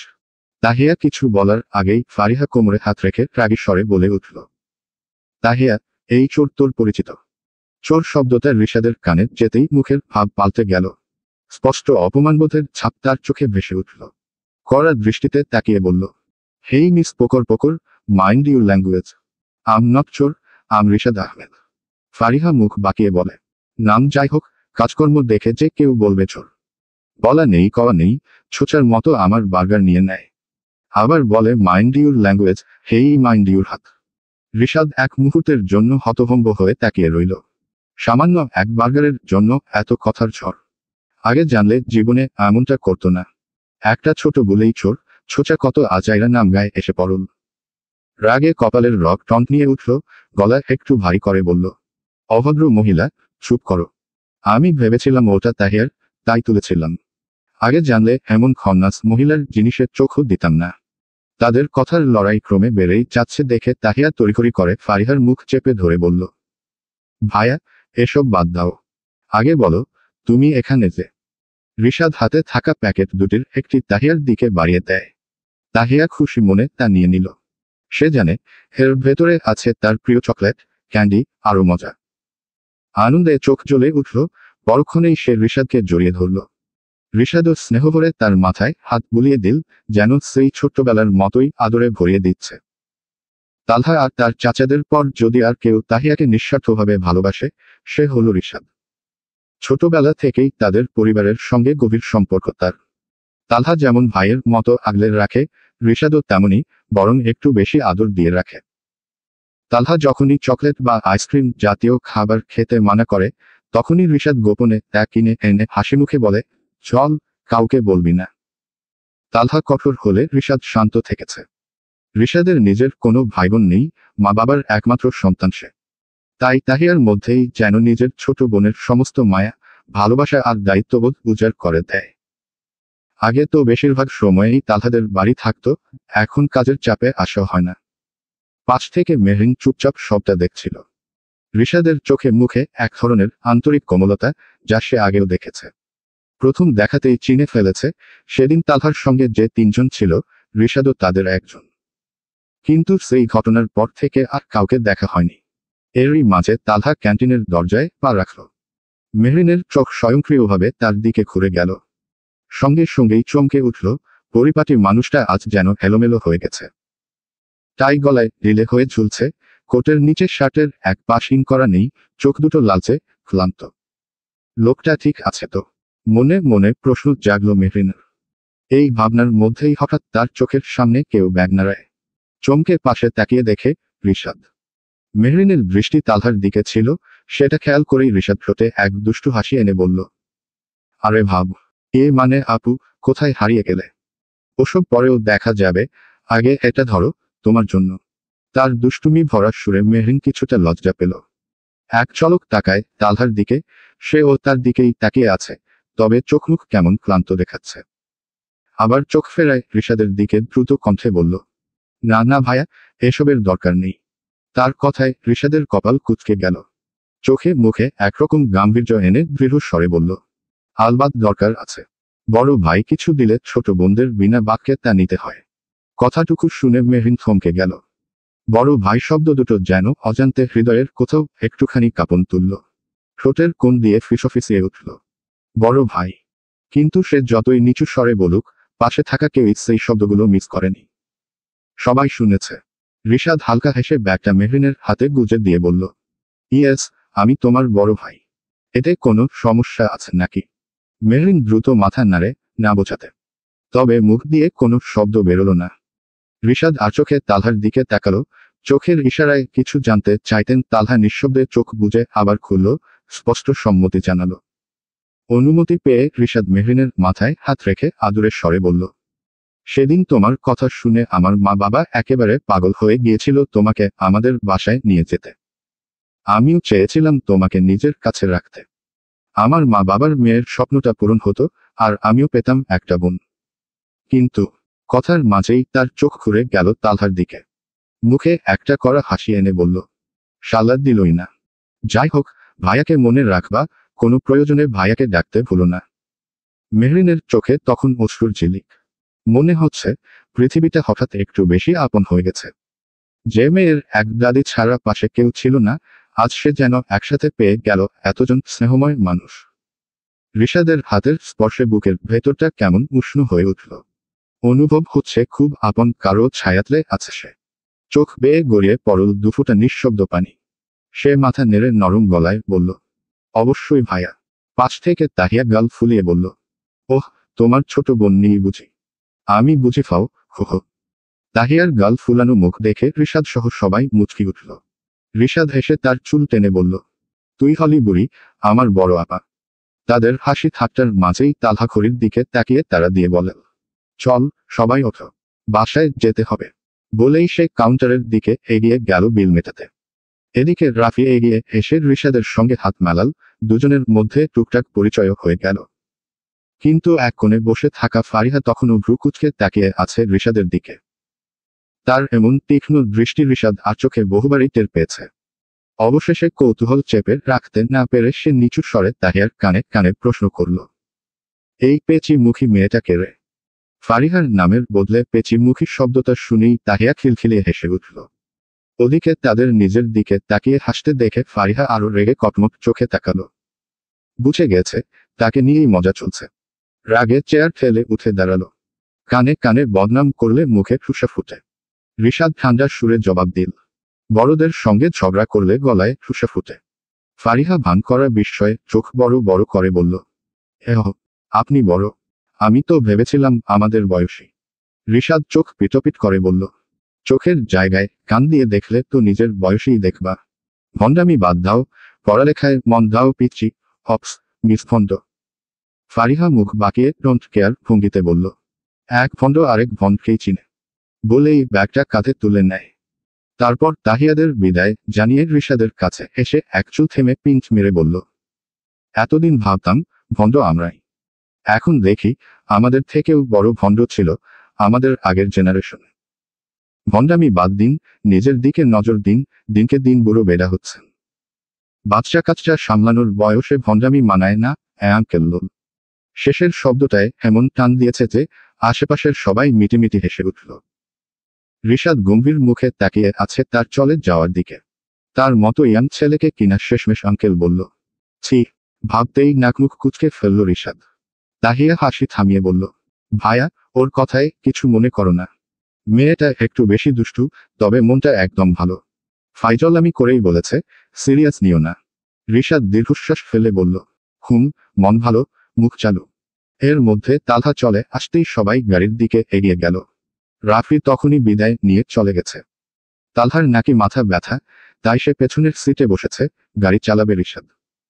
সেটা দেখে তাহিয়া তড়িঘড়ি করে সামনের সিটে গিয়ে বসে পড়ল। তাকে সামনে বসতে দেখে মেহরিন তাকাতেই তাহিয়া দুষ্টু হাসিতে মেত উঠল। স্পষ্ট বোঝা যাচ্ছে সে ইচ্ছে করেই মেহরিনকে তালহার পাশে ফাঁসিয়েছে। মেহরিন রাগী চোখে একবার তাকালেও ভেতরে ভেতরে মনটা কেমন যেন আনন্দে ভরে উঠল। ভালোবাসার মানুষের কাছাকাছি থাকতে তো সবাই চায়, আর সে তো আরো বেশি করে চায়। চোখে মুখে লুকোনো খুশির ছাপ স্পষ্ট ফুটে উঠল। মেহরিন গাড়িতে উঠতেই যাচ্ছিল, এমন সময় পেছনে থেকে কেউ নাম ধরে ডাকল তাকে। কণ্ঠটা চিনে সে দাঁড়িয়ে পড়ল, বাকিরাও ঘুরে তাকায়। দেখে তাহসান ডাকছে। তাহসানকে দেখা মাত্রই তালহা বিরক্তিতে ঠোঁট কামড়ে নিচু গলায় চোট শব্দ করে উঠল। তাহসান এগিয়ে এসে প্রথমেই রিশাদের সঙ্গে সৌজন্যে বিনিময় করল, দু একটা কথা বলেই সোজা মেহরিনের সামনে গিয়ে দাঁড়ালো। তার চোখে সেই চেনা আত্মবিশ্বাসী ভঙ্গি, ঠোঁটে একটুখানি হালকা হাসি। তোমার কাছে ইংলিশ শিটটা আছে না? মেহরিন এক মুহূর্ত ভেবে মাথা নাড়িয়ে বলল, হ্যাঁ স্যার, আছে। তাহসান ঠোঁটে মুচকি হাসি ফুটিয়ে বলল, ওটা দাও তো, কালকের টেস্টের প্রশ্ন বানাতে হবে। আমি ডকুমেন্ট করে রেখেছিলাম, হারিয়ে গেছে। তার কণ্ঠে কোনো করাভাব নেই, বরং এক ধরনের নম্রতা। কিন্তু পাশে বসা তালহার মুখে এখনো চাপা বিরক্তির রেখা টের পাওয়া যাচ্ছে। মেহরিন মাথা নাড়িয়ে ব্যাগ খুলে খুঁজতে লাগলো বই খাতার ভাঁজের সেই শিটটা। তাহসান মুচকি হেসে তাকিয়ে আছে তার দিকে, চোখে যেন এক অদৃশ্য প্রশান্তি, একরকম তৃপ্তি, যেন শুধু তাকেই স্বস্তি পাচ্ছে। আর অন্যদিকে তালহার মুখ শক্ত হয়ে আছে, চোখ দুটো কঠিন, চোয়াল টানটান। পূর্ণ চোখে চেয়ে আছে তাদের দুজনের দিকে, যেন ভেতরে কিছু একটা ভেঙে পড়ছে। তালহার এমন অবস্থা দেখে রিশাদ হেসে ফেলল। লুকিং গ্লাসে নিজের চুল ঠিক করতে করতে টিটকারি মেশানো গলায় গান ধরল। পরাণ যায় জ্বলিয়ারে, পরাণ যায় জ্বলিয়ারে। তার বেসুরো গলায় গান শুনে তাহিয়া হেসে ওঠে। পরক্ষণেই তালহার রাগী দৃষ্টি ছুড়ে আসতেই সে চুপ করে যায়। এদিকে মেহরিন সিটটা তাহসানের হাতে দিয়ে গাড়িতে উঠে বসে। রিশাদ সঙ্গে সঙ্গেই গাড়ি স্টার্ট দেয়। তালহা চোখ বন্ধ করে সিটে হেলান দিয়ে আছে, মাথাটা যেন ভারে ছিমছিম করছে। মেহরিন একটু পর পর চোখে তাকাচ্ছে তার দিকে। তালহার অবস্থা দেখে রিশাদ পাশের এক রেস্টুরেন্টের সামনে গাড়ি থামায়। তালহা ভ্রু কুঁচকে তাকাতেই সে হাসি মুখে বলে, এক কাপ কফি খেলে মাথাটা একটু হালকা হবে তোর। আর আজ লাঞ্চ ট্রিট না হো আমার পক্ষ থেকে। তাহিয়ার মুখের সঙ্গে সঙ্গে উচ্ছ্বাসের হাসি ফুটে ওঠে। ইয়েস, ট্রিট মানে আমি রেডি। সে ঝটপট নেমে পড়ে। তালহাও কিছু না বলে নিঃশব্দে গাড়ি থেকে বেরিয়ে আসে। টেবিলে বসেছে তারা চারজন। এক পাশে তালহা আর রিশাদ, অন্য পাশে তাহিয়া আর মেহরিন। মেহরিনের ঠিক বিপরীতে তালহা, মুখোমুখি বসে। খাবার অর্ডার দিয়েই তালহা টেবিলে মাথা ঠেকিয়ে রেখেছে, চোখ হাত খোলা, মুখে গভীর ক্লান্তির ছাপ। তাকে দেখে মেহরিন আর তাহিয়া দুজনেরই মন ভার হয়ে আসে। হয়তো একটু বেশি অসুস্থ, নয়তো এমন শক্তপোক্ত মানুষ সহজে এতটা নিস্তেজ হয়ে যায় না। মেহরিন চুপচাপ তাকিয়ে আছে তালহার দিকে। তার চোখে মিশে আছে কোমলতা, ভালোবাসা আর উদ্বেগের সুর। নীরবে পর্যবেক্ষণ করছে তালহার চুলের প্রতিটি ভাঁজ, তার দৃষ্টি নড়াচড়াহীন। হঠাৎ পাশ থেকে তাহিয়া কনুই দিয়ে তাকে হালকা ধাক্কা দিল। ধ্যান ভাঙতেই মেহরিন বিরক্ত চোখে তাকায় তার দিকে। তাহিয়া চোখের ইশারায় তালহার দিকে দেখাচ্ছে বারবার, বিশেষ করে তার চুলের দিকে। কিন্তু মেহরিন কিছুই বুঝে উঠতে পারছে না। ভুরু কুঁচকে তাকাতেই তাহিয়া এগিয়ে এসে কানে কানে বলল, আরে বুদ্ধু, বলছি যে ভাইয়ার চুল টেনে দে, আরাম লাগবে। কথাটুকু শুনতাই মেহরিন চোখ বড় বড় করে তাকায়। সঙ্গে সঙ্গে মাথা এদিক ওদিক করেন না বলে। তা দেখে তাহিয়া দুষ্টুমি ভরা হাসি দিয়ে মেহরিনের বাম হাতটা তুলে ধরে তালহার মাথার ওপর রেখে দিল। সাথে সাথে গলা খাকারি দিয়ে বলল, ভাইয়ার মাথার চুল একটু টেনে দে তো মেহরিন, ভালো লাগবে। আমি তো এই দিক থেকে পাচ্ছি না। তাহিয়ার এহেন কাণ্ডে মেহরিন লজ্জা আর ভয় মিশে একেবারে মূর্তির মতো বসে রইল। মনে হচ্ছিল এখনই বুঝি তালহা তাকিয়ে ধমকে উঠবে।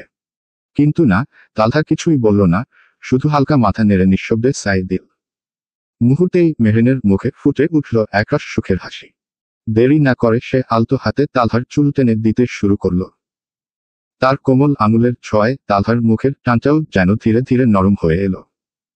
চোখ বন্ধ করে সে পরম যত্নে সেই স্পর্শটুকু উপভোগ করতে লাগল, যেন ব্যথার ভারটা মিলিয়ে যাচ্ছে মেহরিনের আঙুলের নড়ে ওঠার সঙ্গে। সেই মুহূর্তের কোমল দৃশ্যটা আড়াল থেকে ক্যামেরায় বন্দি করতে ভোলেনি রিশাদ। দুপুরের নরম আলো তখন টেবিল জুড়ে ছড়িয়ে আছে, চারপাশে কফির মিষ্টি গন্ধ, হাসির শব্দ, আর অনুচ্চারিত ভালোবাসার উষ্ণতা। তালহার মাথা থেকে মেহরিনের আঙুল অনেক আগেই সরেছে। এখন সবাই খাবারে ব্যস্ত, টুকটাক গল্পে হাসির রেশ মিশে আছে। তালহাকে দেখতে বেশ সতেজ লাগছে, হয়তো মাথা ব্যথা কমে গেছে। তবে গম্ভীর স্বভাবের জন্য সে মুখে কিছুই বলল না, চোখে শুধু একটুখানি অজানা প্রশান্তির ঝিলিক দিল। Dash dash dash. সন্ধ্যা তখন ঠিক 7টা। দাদির ঘরের সাদা আলোয় বসে আছে মেহরিন আর তাহিয়া। দুজনেই মন দিয়ে শুনছে দাদির গল্প। দাদির গলায় যখন তারা প্রথম জানতে পারে দাদা দাদির প্রেমের বিয়ের কথা, তখন থেকেই যেন এক কৌতূহলের রেশ লেগে গেছে তাদের চোখে মুখে। এখন সুযোগ পেলেই বলে ওঠে, আরও বলো না দাদি, তখনকার প্রেম কেমন ছিল। তাদের বয়সটাই এমন, উঠতি বয়সের নরম আবেগে ভরা, অজানার প্রতি এক অদ্ভুত টান। মাঝে মাঝেই নিজেদের মধ্যে প্রশ্ন উঠে আসে, প্রেম মানে আসলে কি? মানুষ কিভাবে কাউকে ভালোবেসে এত বছর একসাথে থাকতে পারে? তাদের কি একে অপরের ওপর বিরক্তি আসে না? এইসব প্রশ্ন আর অনুভূতি নিয়ে যেন তারা আলাদা এক জগতে বাস করে। এমন সময় তাহিয়া কৌতূহলী গলায় জিজ্ঞেস করল, আচ্ছা দাদু, মানুষ ভালোবেসে যে একসাথে সারা জীবন থাকে, কখনো বিরক্ত লাগে না তাদের? দাদি মুচকি হেসে বললেন, ভালোবাসা এমন এক জিনিস রে দিদি ভাই, একবার যদি কাউকে মন থেকে ভালোবেসে ফেলো, তবে তার প্রতি ভালোবাসা প্রতিদিনই একটু একটু করে গভীর হয়। তবে শুধু ভালোবাসলেই হয় না, সেটা প্রকাশও করতে জানতে হয়, যত্নে, মমতায়, আদরে, আহ্লাদে। যখন তুমি তোমার ভালোবাসার মানুষ থেকে এসব না চেয়েও পাবে, তখন সেই ভালোবাসা থেকে জন্ম নেবে আরো বড় এক অনুভূতি, সম্মান। সেই সম্মান থেকে আস্তে আস্তে জন্ম নেয় বিশ্বাস। যখন ভালোবাসা, সম্মান আর বিশ্বাস এই তিনটা একসাথে থাকে, তখন সম্পর্কের ভেতরে কোনো বিরক্তি বা দূরত্ব আসার জায়গায় থাকে না। উল্টো, প্রতি মুহূর্তেই মনে হয় আরো কিছু বছর এই মানুষটার সঙ্গেই বাঁচি। পাশ থেকে মেহরিন আগ্রহ নিয়ে বলে ওঠে, দাদার সঙ্গে তোমার প্রেমটা কিভাবে হয়েছিল দাদু? দাদি একটু হেসে সাদা দেয়ালের দিকে তাকিয়ে যেন সময়ের পর্দা ভেদ করে চলে গেলেন সে সময়ে। তখনকার লোকের কথা মতো আমি নাকি ছিলাম আগুন সুন্দরী। একটু হাসলেন দাদি। 15 বছর বয়স, তখন সদ্য 10ম শ্রেণীতে উঠেছি। তখনকার দিনে মেয়েদের পড়াশোনার তেমন দাম ছিল না, ঘরে বিয়ের প্রস্তাব আসত প্রায়। একদিন পাঠশালা থেকে বাড়ি ফেরার পথে একটা মোটরসাইকেলের সামনে পড়ে যাই। হাত পা ছড়িয়ে পড়েছিলাম রাস্তায়, বই খাতা চারদিকে ছিটকে।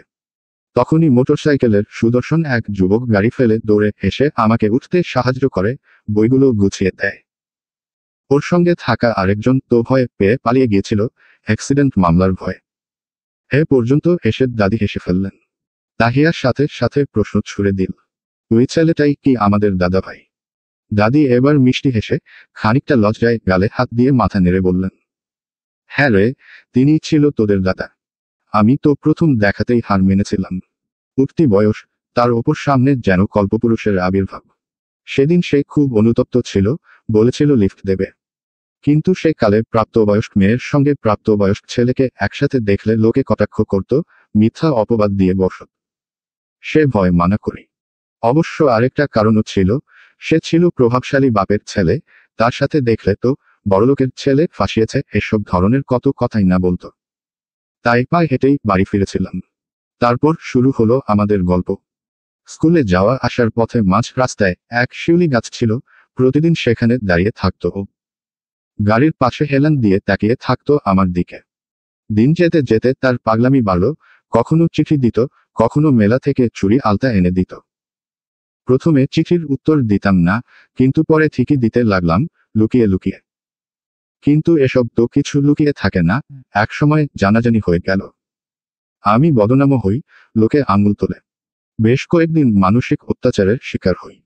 তারপরে একদিন হঠাৎ সে তার বাবাকে আর কাজীকে নিয়ে আমাদের বাড়ি চলে আসে। সেদিনই আমাদের বিয়ে হয়ে যায়, তারপর চলে যাই দূর শহরে। যাওয়ার আগে সে শুধু একটাই কথা বলেছিল। দাদি একটু থেমে গেলেন, যেন অতীতের মায়াজালে আটকে গেছেন। তার মুখে প্রাপ্তির হাসি, তবে চোখে নোনা জল। এদিকে দুজনেই চোখ বড় বড় করে গল্প শুনছে, ক্ষণে ক্ষণে মুচকি হাসছে, আবার মন খারাপ করছে। সেই সময়ও যে প্রেম এতটা গভীর ছিল তা ভাবতেই তাদের অবাক লাগে। ঠিক তখনই দরজার পাশে দাঁড়িয়ে থাকা তাহসান মুখ বাঁকিয়ে বলে উঠল, বুড়ি, পুচকি দুটোকে পাকাচ্ছ বুঝি প্রেমের গল্প শুনিয়ে? দাদি হেসে পাশে জায়গা করে বললেন, আরে আয় দাদু ভাই, বসো না। তাহসান হাসল, পরে বসবো দাদি, এখন কাজ আছে। আর এদের এত তাড়াতাড়ি পাকিও না। এই তোরা যা, পড়তে বসো। তাহিয়া ঠোঁট ফুলিয়ে বলল, এখন না, ভাইয়া একটু পরেই চলে আসবে, তখন তো পড়তে বসবি। তুমি যাও, একটু রেস্ট নিচ্ছি এখন। তাহিয়ার মাথায় আলতো একটা টোকা দিয়ে মেহরিনের দিকে তাকালো। মেহরিন, একটু আসো তো, বলেই বাইরে চলে গেল তাহসান। মেহরিন বিরক্ত মুখে তাকিয়ে বলল, এই সময় আবার কি দরকার পড়ল? তবু উঠে গেল, যাওয়ার আগে সাবধান করে বলে গেছে দাদি যেন কিছু না বলে। দাদি হেসে মুখে আঙুল রাখলেন, এই যে চুপ, তুই না আসা অবধি কিছুই বলবো না। দাদির ঘর নিচতলায়, মেহরিন নিচতলার ঘর থেকে বেরিয়ে সিঁড়ি বেয়ে দোতলায় উঠতেই করিডোরে তাকিয়ে দেখে তাহসান দাঁড়িয়ে আছে। মুখে এক চিলতে হাসি। মেহরিন ভ্রু কুঁচকে বলল, ভাইয়া, ডেকেছিলেন যে? তার কণ্ঠে তাহসানের মুখের মুচকি হাসি যেন আরো গভীর হলো। হাতে থাকা সাদা কাগজটা এগিয়ে দিয়ে বলল, এইটা বোধহয় তোমার শীতের ভেতর পেয়েছি। মেহরিন কাগজটার দিকে চেয়ে কপাল কুচিয়ে হাতে নিল, কৌতূহলে পাতার ভাঁজটা খুলে নিল। ভাঁজ খুলতেই রক্ত ঠান্ডা হয়ে গেল তার, মুহূর্তেই মেহরিনের মুখের রং পাল্টে গেল। চিঠিটা সেটাই, যে চিঠি সে বাংলা ক্লাসে অভিমানী মনে তালহাকে নিয়ে লিখেছিল। ওই দিন পিয়নের ডাকে তার শীতের মাঝেই কুচকে রেখেছিল, তা বেমালুম ভুলে গিয়েছিল। শেষ পর্যন্ত তাহসানের হাতে এসে পড়ল এটা।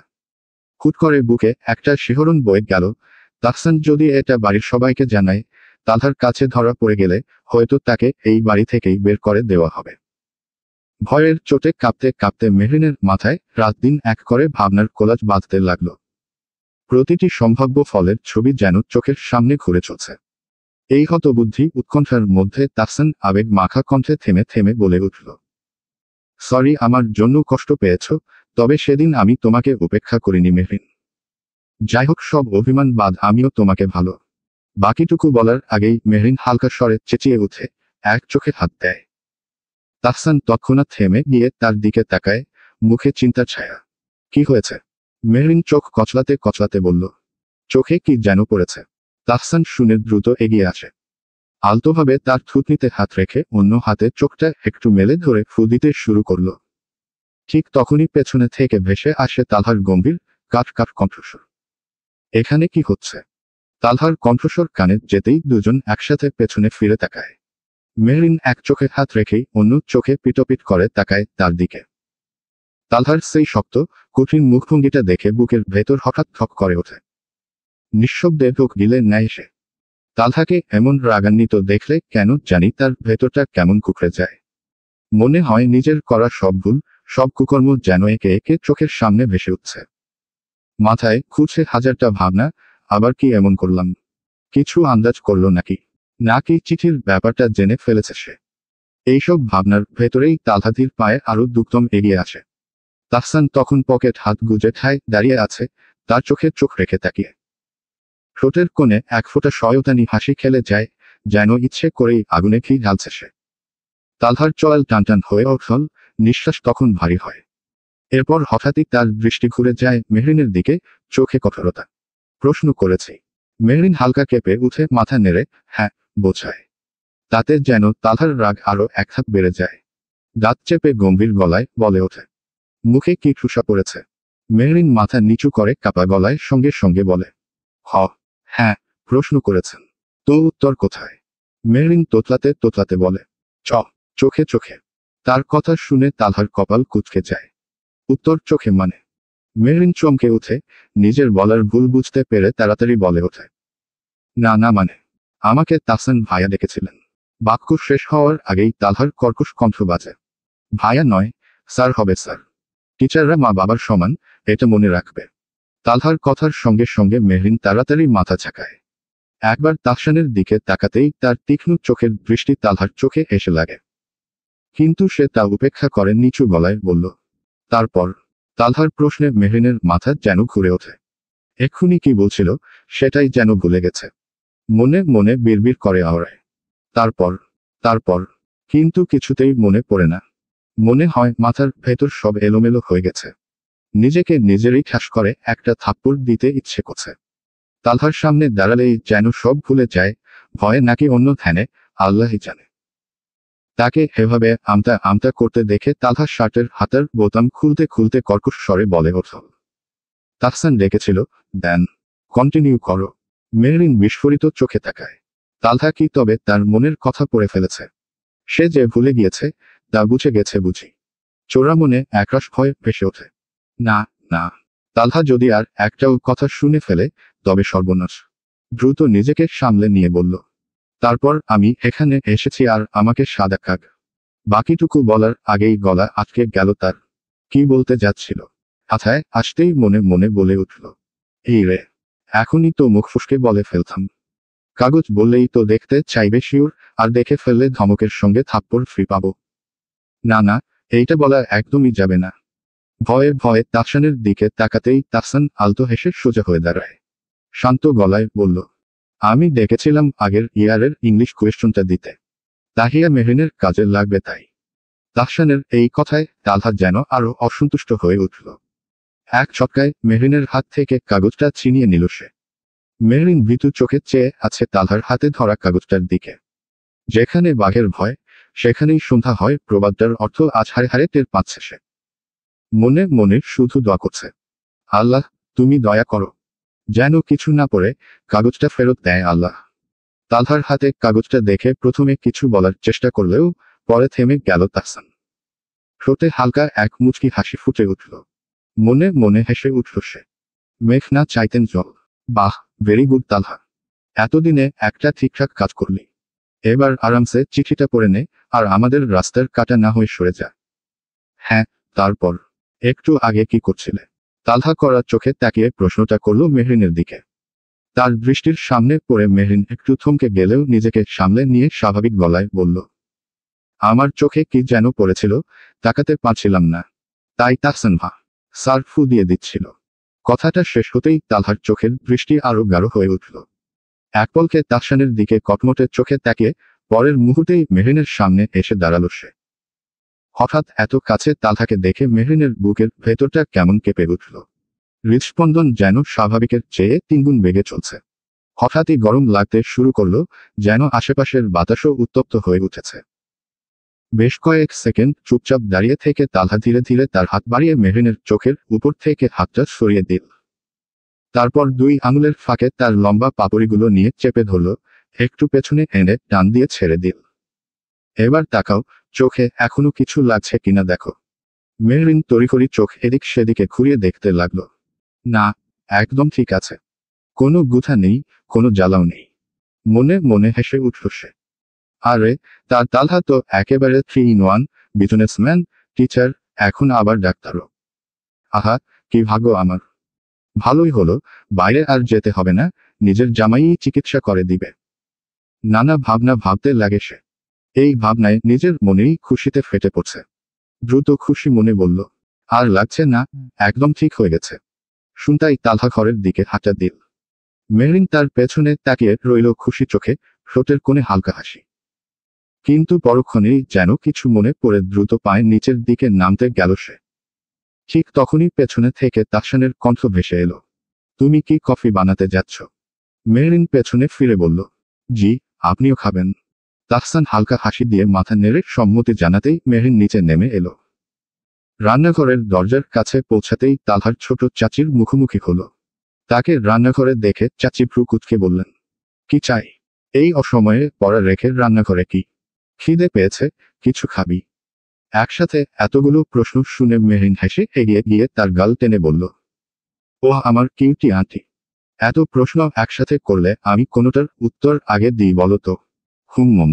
চাচিও হেসে উঠলেন, নরম গলায় জিজ্ঞেস করলেন, খিদে পেয়েছে? মেহরিন মিষ্টি গলায় বলল, না গো, একটু কফি বানাবো। বলতে বলতে ছোট পাতিলে দুধ নিতে গেল সে। কিন্তু তার হাত থেকে পাতিলটা নিয়ে চাচি নিজেই চুলোয় বসিয়ে দিলেন। তুই যা, পড়তে বসো, আমি বানিয়ে পাঠিয়ে দিচ্ছি। এই কথাটা শুনতাই মেহরিনের মুখ চুপসে গেল। মনটা ভেতরে ভেতরে কেমন কেঁপে উঠল। এটাই তো সুযোগ, কফির বাহানায় তালহার রুমে গিয়ে চিঠিটা চুরি করার প্ল্যান ছিল। না, এখন যদি চাচি কফি বানায়, সব শেষ। প্ল্যানটা ভেস্তে যাবে। তাড়াতাড়ি এগিয়ে গিয়ে চাচির হাত ধরে দরজার কাছে টেনে এনে সে নরম গলায় বলল, 5 মিনিটের কাজ, আমি করে ফেলবো। তুমি বরং যাও, ছোট চাচ্চু ডাকছে তোমাকে। আগে একবার গিয়ে শুনে আসো না। চাচি কপাল কুঁচকে বললেন, কই, আমি তো শুনলাম না কখন ডাকলো। মেহরিন গলা নিচু করে মুখে নিষ্পাপ ফান এনে বলল, আরে আমি আসার সময় বলল তোমাকে ডেকে পাঠাতে। মেহরিনের কথাগুলো শেষ হতেই তিনি হাত মুছতে মুছতে চলে যান। শান্তির নিঃশ্বাস ফেলে নিজ কাজের মধ্যে মন দিল। 2 কাপ কফি হাতে নিয়ে প্রথমে তাহসানের ঘরে দিয়ে এসে এরপর সরাসরি তালহার রুমের দিকে এগিয়ে যায়। ভাবছিল তালহা বাথরুমে আছে, তাই সোজা রুমে ঢুকে পড়ল। কিন্তু রুমে ঢুকতেই থমকে গেল সে। তালহার হাতে চিঠি, এবং সে সেটি মনোযোগ দিয়ে পড়ছে। মুহূর্তের মধ্যে মেহরিনের শ্বাস চলাচল ধীর হয়ে এলো, যেন ধম বন্ধ হয়ে যাচ্ছে। ভয়ে সে হাতের ট্রেটা আরো জোরে চেপে ধরে হাত পা হালকা কাঁপছে। কারো উপস্থিতি টের পেতেই পাশ ফিরে তাকালো তালহা। মেহরিনের দিকে পূর্ণ দৃষ্টি পড়তেই তার ভয়ের মাত্রা আরো কয়েকগুণ বেড়ে গেল। তালহার চোখ মুখ লাল, যেমনটা সে রাগের সময় হয়। তবে কি সে রেগে গেছে তার এই কাজকর্মের জন্য? তালহাকে তাকিয়ে থাকতে দেখে চোখ নামিয়ে নিল। আস্তে ধীরে এগিয়ে গিয়ে কফির সামনে ধরল। আপনার কফি। কফি এগিয়ে দিতে দিতে মনে মনে ভাবছে, এই বুঝি কফিটা ঝাড়ি মেরে ফেলে দিবে। কিন্তু না, তালহা হাত বাড়িয়ে কাপটা নিল। আজ আর দাঁড়িয়ে থাকতে ইচ্ছে হলো না মেহরিনের, ভয়ে পেছনে ঘুরে যাওয়ার জন্য ধীরগতি নিল। ঠিক তখনই তালহা ডেকে উঠল, এসব কি, মেহরিন? মেহরিন চমকে দাঁড়িয়ে জায়গায় দাঁড়িয়ে পড়ল। হাত পা যেন কেউ টেনে আটকে দিয়েছে। ভয়ে ট্রেটা আরো শক্ত করে পেটের সাথে চেপে ধরল। মেহরিনকে চুপচাপ দেখে তালহা আবার বলল, কি হলো? উত্তর দাও, এদিকে ফিরো। তার আদেশে মেহরিন ধীরে ধীরে তালহার দিকে মুখ ঘুরাল, তবে মাথা নিচু। তালহা তপ্ত শ্বাস ফেলে বলল, যদি ভালোবাসতে হয় তবে সেটা মন থেকে একজনকে সত্যিকার অর্থে ভালোবাসতে হয়। বারবার এসব ভালোবাসা নয়।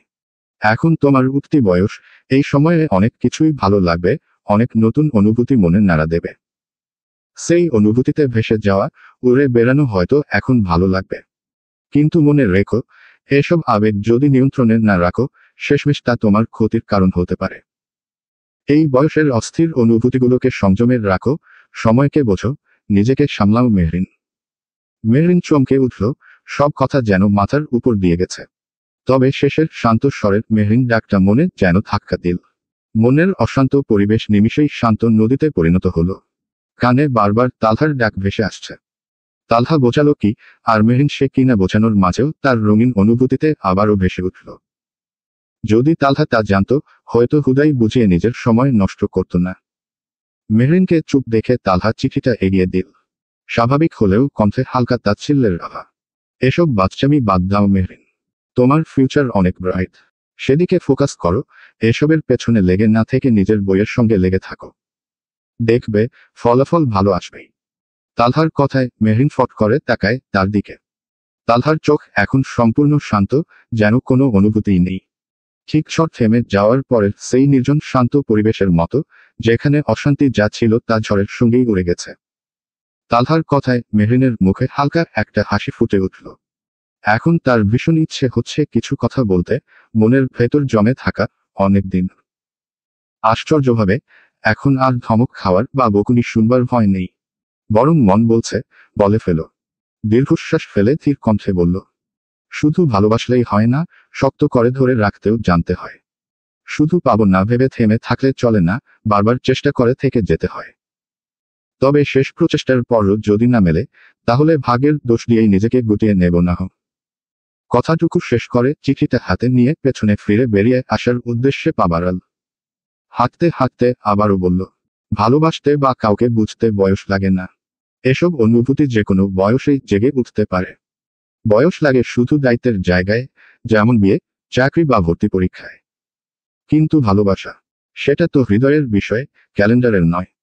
এ কথা বলেই তালহার রুম থেকে বেরিয়ে এলো। এখন মনটা কেমন হালকা লাগছে, যেন বুক থেকে ভারী কিছু নেমে গেছে। একটানা জুড়ে একটা গভীর নিঃশ্বাস নিল। আহ, এখন ভাল লাগছে। আমি যাকে চাই, সে অন্তত জানে আমি তাকে কতটা চাই। এবার না পেলে, না হোক সত্যিই ভাগ্যের দোষ দিয়েই নিজেকে সরিয়ে ফেলব। শেষ কথাগুলো বলল ভীষণ মন খারাপি নিয়ে। তবে পরক্ষণেই নিজেকে সামলে নিল। না, তালহা তো তাকে রিজেক্ট করেনি। না না, হাল ছাড়া যাবে না। মুচকি মুচকি হাসতে হাসতে রুমে ঢুকে পড়ল। অন্যদিকে তালহা কফিতে এক চুমুক দিয়ে মৃদু স্বরে বলল, ভালোবাসা সুন্দর, তবে ভালো লাগা ভয়ঙ্কর। ভালোবাসা একজনাতে আবদ্ধ থাকে, তবে ভালো লাগা হাজার জনে। চোখ বন্ধ করে মনে মনে উচ্চারণ করল, নতুন গন্ধে মেতে ওঠো তুমি, পুরনো গন্ধে নাক কুচকাও। মনের রেখো, একজন ক্ষণিকের জন্য হারালেও অপরজন হারায় দীর্ঘ মেয়াদে গভীরভাবে। অন্যদিকে মেহরিন রুমে এসে দেখে তাহিয়া পড়ার টেবিলে বসে আছে। সে সঙ্গে সঙ্গে পাশে গিয়ে বসে খাতা কলম বের করে খাতায় বড় বড় অক্ষরে লিখল, নোবডিস প্রবলেম। লিখে কলমের মুখটা লাগিয়ে পাশে রেখে আয়নার সামনে গিয়ে কাগজের দুই কোণা দুই হাতে ধরে বুকের সামনে তুলল। তার আজগুবি কাণ্ড দেখে তাহিয়ার কপালে ভাঁজ পড়ে। হাতে থাকা কলমের মুখা দিয়ে তিল মেরে বলল, কি করছিস, পাগল হয়ে গেলি নাকি? তাহিয়ার কথায় পাত্তা না দিয়ে মেহরিন বলল, তোর টি শার্ট আছে না? তাহিয়া চেয়ারে ঘুরে বসে দুই পা দুদিকে রাখে, চেয়ারের পিঠে দুই হাতে হেলান দিয়ে বসে বলল, তা দিয়ে তুই কি করবি? তোর মতলবটা কি বলতো? মেহরিন মিটিমিটি হেসে বলল, একটু পরে দেখতে পাবি। তাহিয়ার নেভি ব্লু কালারের একটি লম্বা হাতার টি শার্ট বের করে সঙ্গে সঙ্গে গায়ে জড়িয়ে নেয়।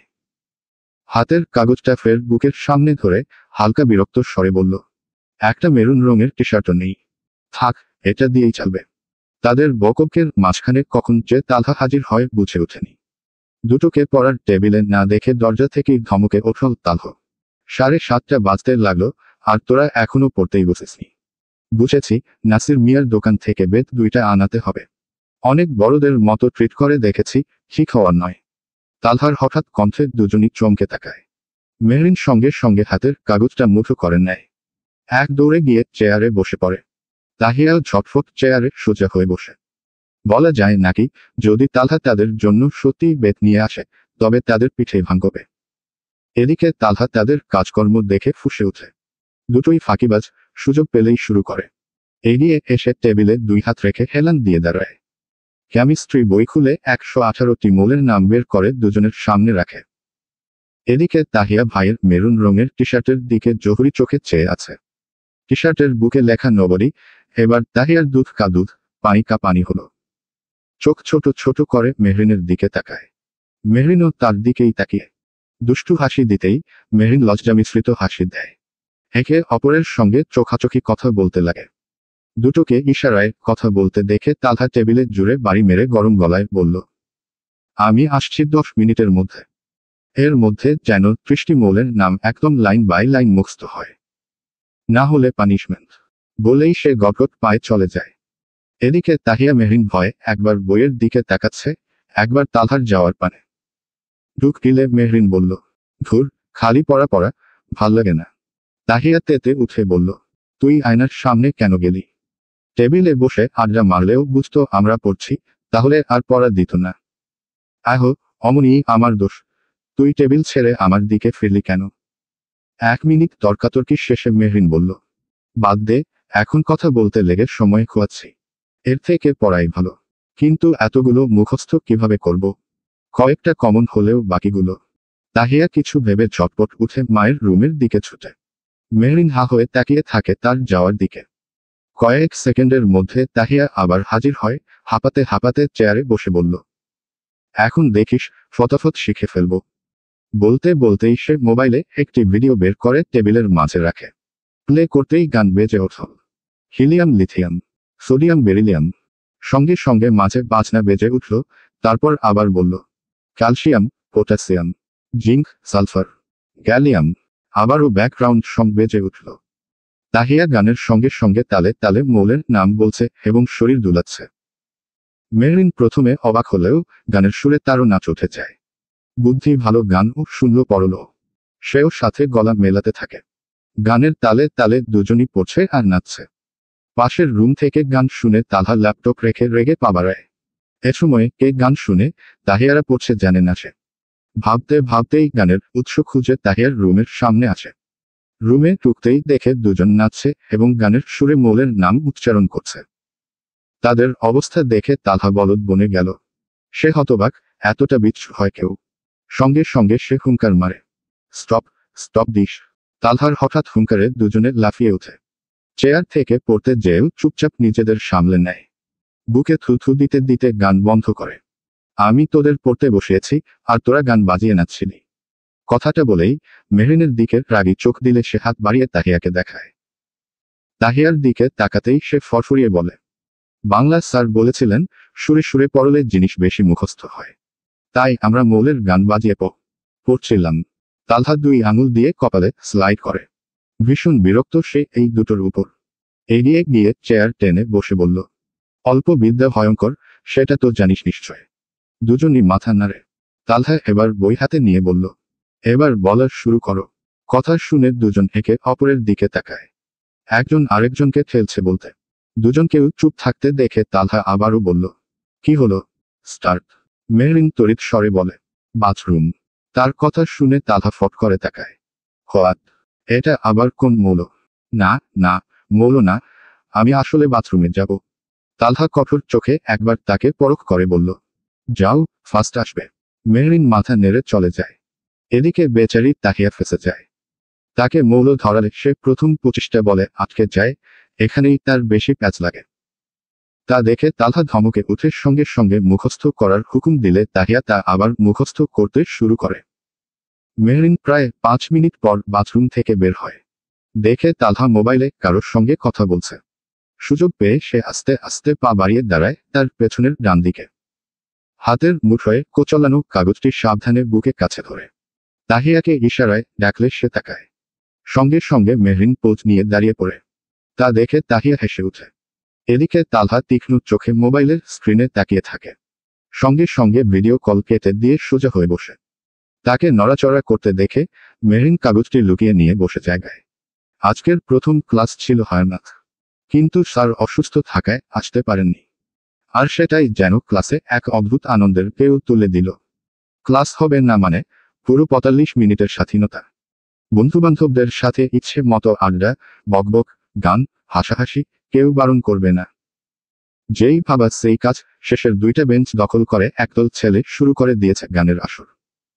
অন্যদিকে সামনের সারির মেয়েরা ঘুরে বসে পেছনের মেয়েদের সাথে খেলছে চোর পুলিশ। কেউ আবার গোল হয়ে বসে গল্পে মশগুল, কেউ বইয়ে মুখ গুজে থাকা জ্ঞানী সাজছে, আর কিছু পণ্ডিত বন্ধুদের বোঝাচ্ছে ক্যালকুলাসের রহস্য।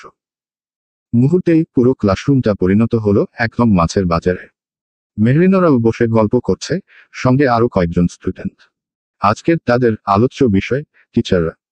আরে ওই বাংলা তবলাভনকে কেউই সহ্য করতে পারে না। প্রিন্সিপাল শাড়ি পারলে এতদিনে উনাকে উড়িয়ে দিত। আত্মীয় বলে নাকি রেখেছে। মেয়েটার কথা শুনে রাফি হঠাৎ গম্ভীর গলায় বলে উঠল, আমার কি মনে হয় জানিস? সবাই কৌতূহল নিয়ে তাকালো তার দিকে। কি? রাফি মুখটা রহস্যময় করে বলল, মানুষের ব্রেইন থাকে মাথায়। পাশ থেকে ফারিহা তৎক্ষণাৎ বলে উঠল, তুই কি বলতে চাস স্যারের ব্রেইন হাঁটুতে? রাফি ধীর গলায় উত্তর দিল, আরে না, স্যারের ব্রেইন ওই বিশাল ঘুড়িতে। তাই তো ব্রেইন উল্টা পাল্টা কাজ করে। 1 লাইন পড়ায় 10 লাইন গুলিয়ে ফেলেন। তার কথা শেষ হতেই তাদের মধ্যে হাসির বিস্ফোরণ ঘটে। সবাই হেসে উঠে, কেউ স্বভাবগত টেবিলে চাপড় মেরে মেরে হাসছে, তো কারো হাসতে হাসতে চোখে জল আসার উপক্রম। তাদের এত হাসাহাসি দেখে পাশের বেঞ্চেররাও কৌতূহলী হয়ে জানতে চায়, কি হয়েছে। এক মেয়ে রাফির উক্তিটা বলতেই তারাও হেসে লুটোপুটি। আবার তাদের হাসতে দেখে অন্যরাও জানতে ইচ্ছুক হয়। এভাবেই কয়েক সেকেন্ডে পুরো ক্লাস জুড়ে কথাটি ছড়িয়ে পড়ে। কিছুক্ষণের মধ্যে পুরো ক্লাসে হাসির রুল পড়ে যায়। এক একজন হাসছে, কেউ আবার রাফির কথায় সম্মতিসূচক মাথা নাড়ছে। কিন্তু সেই হাসি বেশিক্ষণ টিকল না। মাত্র 2 মিনিটের মাথায় পাশের আর্টসের ক্লাসের ম্যাম দরজায় এসে হাজির। তখনও সবাই হাসিতে ব্যস্ত, উনাকে খেয়াল করেনি কেউ। তবে উনার ভারী গলায় হঠাৎ সবাই থেমে গেল, সব গলা শুকিয়ে একসাথে তাকালো দরজার দিকে। কি হচ্ছেটা কি এই ক্লাসে?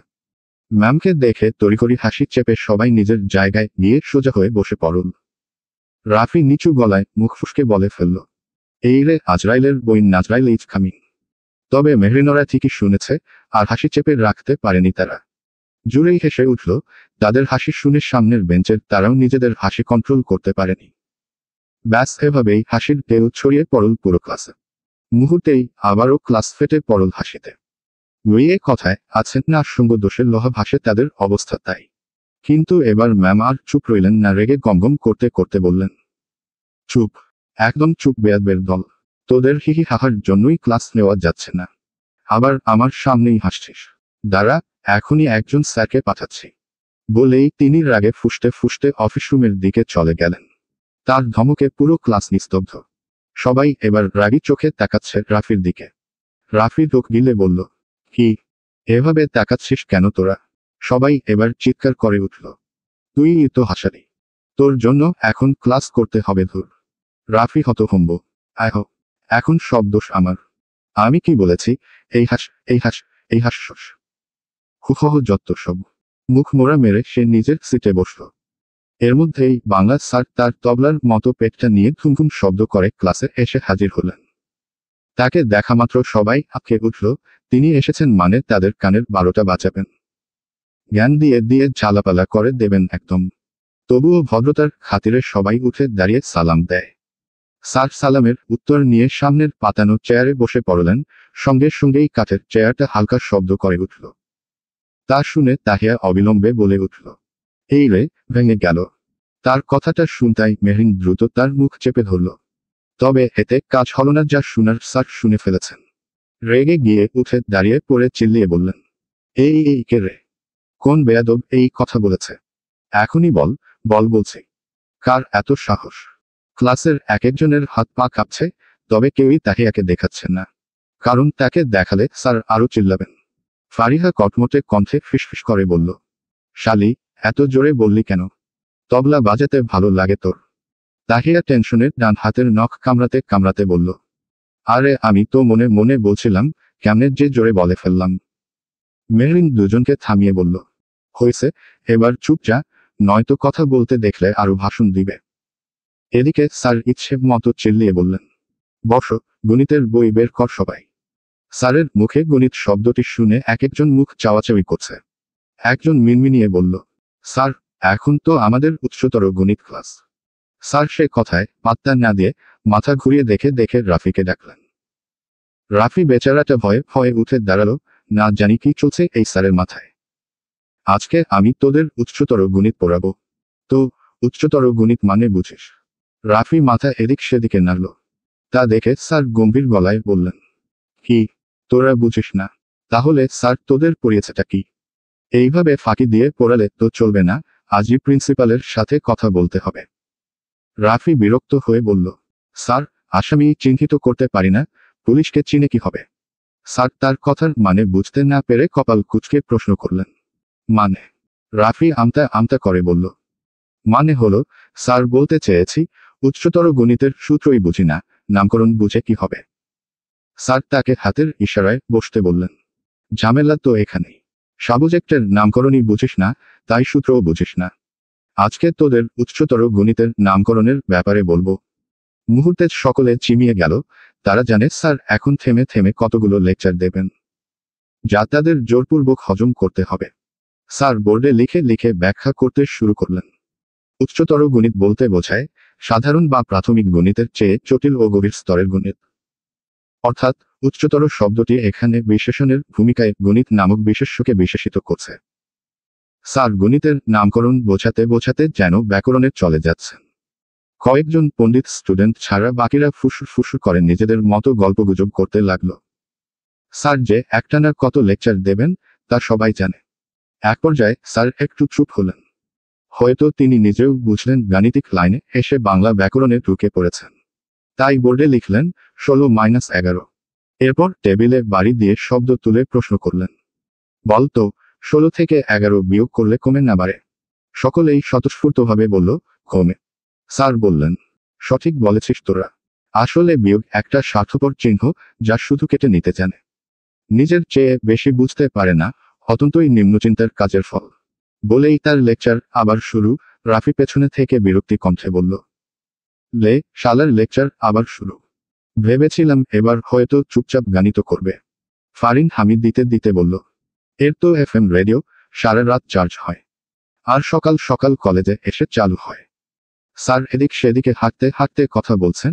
মেরিন হাসতে হাসতে ফিসফিস করে বলল, দেখ দেখ, স্যারের ভুঁড়িটা কেমন থলবল থলবল করে নড়ছে।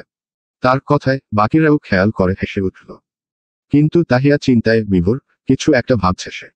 তাকে ভাবনায় দেখে রাফি পেছনে থেকে কলম দিয়ে গুথা মেরে বলল, কি রে, কি এত ভাবছিস? বল তো আমাদেরও বল। তাহিয়া চিন্তিত কণ্ঠে উত্তর দিল, আরে ভাবছিলাম স্যারের ওই ভুঁড়িতে কি কি আছে। গোপাল ভাঁড়ের নাহ বুদ্ধি ছিল, কিন্তু স্যারের এই তোবলায় কি আছে? আরে ওখানে ফুড ডিপার্টমেন্ট আছে বুদ্ধু। তাদের কথা হাসাহাসি এসব চলছে লুকিয়ে লুকিয়ে। এর মাঝে স্যার আবার মানুষ নিয়ে বক্তব্য রাখতে শুরু করলেন। মানুষ বড়ই স্বার্থপর, মানুষকে 16 আনা দিয়ে করলে বিপরীতে তোমাকে 1 আনাও ফেরত দিবে না। তার কথার মাঝে পেছনে থেকে ফারিহারা উঠে বলল, স্যার আমাদের 16 আনা স্বর্ণ দিয়ে দেখুন, আপনাকে 1 না 4 আনা ফেরত দিব প্রমিস। তৎক্ষণাৎ সবাই চাপা হাসিতে মেতে উঠল। এতক্ষণ ধরে এক একটা গল্পে মশগুল থাকলেও স্যার তা পাত্তা দেয়নি। তবে স্যারের কথার মাঝে বাধা দেওয়ায় যেন তিনি তীব্র ক্ষিপ্ত হয়ে পড়লেন। রেগে চিল্লিয়ে বললেন, বেয়াদবের দল, তোদের ক্লাস করাবো না, একটাও মনোযোগী নেই। খুদাই আমার মূল্যবান বক্তব্য নষ্ট করছে। বলতে বলতেই তিনি ক্ষিপ্ত হয়ে চলে গেলেন। এদিকে বাকিরা যেন দীর্ঘশ্বাস ছাড়ল, ক্লাসে আবারও অস্থিরতার মাঝে স্বস্তির নিঃশ্বাস নেমে এলো। এভাবেই হাসি ঠাট্টা মাঝে মাঝে একটি ঝিমিয়ে পড়া সব মিলিয়ে শেষ হলো আজকের সব ক্লাস। ছুটির পর গেট পেরিয়ে বের হতেই ফুচকার দোকানে চোখ আটকে গেল মেহরিনের। টক মিষ্টি গন্ধে মনটা যেন নেচে উঠল। কিন্তু সামনে তালহা দাঁড়িয়ে, তাকে দাঁড় করিয়ে তো আর ফুচকা খেতে পারবে না, আবার ফুচকার কথা বললে ঝাড়ি মারবে। তাই একটু মন খারাপ করেই গাড়িতে উঠে বসল সে। তবুও চোখ বারবার ছুটে যাচ্ছে ফুচকার দোকানের দিকেই। তারা গাড়িতে উঠলেও তালহা তখনও ওঠেনি। দুজনেই জানালার বাইরে তাকিয়ে আছে তালহার পানে। তালহা রোড পেরিয়ে সোজা ফুচকাওয়ালার দিকে যাচ্ছে। ফুচকাওয়ালার সাথে একটা কথা বলে কিছুক্ষণ দাঁড়িয়ে রইল, তারপর প্লেট ফুচকা হাতে নিয়ে ফের গাড়ির দিকে এগিয়ে এল। জানালা খুলে এগিয়ে দিতে দিতে বলল, ধর। তাহিয়া আর মেহরিন দুজনেই অবাক। তালহা তো স্ট্রিট ফুড একদমই পছন্দ করে না, তাহলে আজ নিজে থেকেই হঠাৎ এমন কি হলো? তবে অবাক হওয়ারও সময় নেই, ফুচকা তো পাওয়া গেছে। দুজনেই খুশিতে খেতে শুরু করলো। তালহা তখনও বাইরে, গাড়ির গায়ে হেলান দিয়ে দাঁড়িয়ে আছে। মেহরিন খেতে খেতে হঠাৎ কি মনে করে এক হাতে একটা ফুচকা তুলে এগিয়ে দেয় তালহার দিকে। নিন, আপনিও খান। তালহা তখন ফেসবুকে স্ক্রল করছিল। মেহরিনের ডাকে চোখ তুলে পাশে তাকায়, তখনই নজরে এলো তার ফর্সা হাতটা। কয়েক সেকেন্ড চুপচাপ তাকিয়ে থাকে, হয়তো কিছু একটা ভাবছে। মেহরিন আবার ডাকতেই ধ্যানভঙ্গ হয় তার। কোনো কথা না বলেই এগিয়ে গিয়ে মুখে নিয়ে নেয় ফুচকাটা। তাতেই তালহার ঠোঁট ছুঁয়ে যায় মেহরিনের আঙুলে। মুহূর্তেই মেহরিনের শরীর হালকা কেঁপে ওঠে। চোখ বন্ধ হয়ে আসে তার, এক অচেনা আবেশে। পাশ থেকে তাহিয়া বিস্ময়ে সবটা দেখে যাচ্ছে। মেহরিন নিজেও যেন বিশ্বাস করতে পারছে না তালহা তার হাতে খেয়েছে। ভেবেছিল বকবে বা না করবে, কিন্তু সে এত শান্তভাবে খেয়ে নিল। হে কোন তালহা? প্রশ্নটা ঘুরপাক খেতে থাকে মেহরিনের মনে। খাওয়া শেষ হতেই তালহা বিল মিটিয়ে এসে গাড়িতে ওঠে। নীরবে গাড়ি স্টার্ট দেয়। কিছুক্ষণের মধ্যে তাদের বাড়ি পৌঁছে দিয়ে অফিসের পথে রওনা হয় সে। Dash dash dash. 7 তলা বিশিষ্ট বিল্ডিংয়ের উপরের 4 তলা তাদের অফিসের অন্তর্ভুক্ত। বাকি অংশ ভাড়া দেওয়া হয়েছে হোটেল ও রেস্টুরেন্টের জন্য। তালহা দাঁড়িয়ে আছে 6 তলায় অবস্থিত নিজের কেবিনে। অফিসের বাইরের পুরোটাই কাঁচ দিয়ে ঘেরা। কাচের ওপার থেকে সে ব্যস্ত থাকা শহরের ছায়া আলোয় মোড়া মানচিত্র দেখছে। হঠাৎ দরজা দিয়ে হুড়মুড়িয়ে কয়েকজন ঢুকে পড়ল তার কক্ষে। তালহা একই ভঙ্গিতে দাঁড়িয়ে কাচের প্রতিফলনে দেখতে পাচ্ছিল কে কে এসেছে। তুর্য, স্বামী আর ঋষাদ, তিনজনেই তার পেছনে এসে ভাও করে উঠল। কিন্তু তালহার মুখে কোনো ভাবান্তর না দেখে তুর্য হতাশ গলায় বলল, শালা, তোর হৃদয়টা কি দিয়ে বানানো রে? ভয়ও পাস না তুই? তালহা পেছনে ঘুরে হালকা হেসে ওর পাশে এসে বসে বলল, গ্লাসে তোদের আগেই দেখে ফেলেছি, ভয় পাবো কিভাবে? স্বামী পাশের চেয়ার টেনে নিয়ে বসে পড়ল। তোর চারদিকে এত চোখ থাকে কেমনে? দেখে তো মনে হলো কারো চিন্তায় ডুবে আছিস। ঋষাদ হেসে বলল, আরে ওর বউয়ের চিন্তাতেই তো ডুবে আছে। বেচারা গভীর জলে ফেসে গিয়েছে, শুধু স্বীকার করতে পারছে না। তুর্য বলল, সে কি রে? এখনো কিছু ঠিক হয়নি তোদের মাঝে? তালহা শান্ত স্বরে উত্তর দিল, ঠিক হওয়ার মতো কিছুই নেই আমাদের। আমি তাকে মানি না। স্বামী কপাল কুঁচকে বলল, কি আজেবাজে বলছিস? এখনো মনের কথা বলিসনি? তুর্যও অবাক হয়ে বলল, তুই কি বাচ্চা? আমরাই স্পষ্ট তোর চোখে তার জন্য মায়া দেখি। মেহরিনের প্রসঙ্গ উঠলেই তোর সুর বদলে যায়, তারপরও তুই বুঝছিস না। তালহা এবার বিরক্ত স্বরে বলে উঠল, শাট আপ। কিসের মনের কথা? কিসের? কোনো মনের কথা নেই। মেহরিন আর আমার বয়সের ফারাক অনেক। আমি তাকে স্ত্রী হিসেবে মানি না। She is nothing for me. Just my responsibility, understand.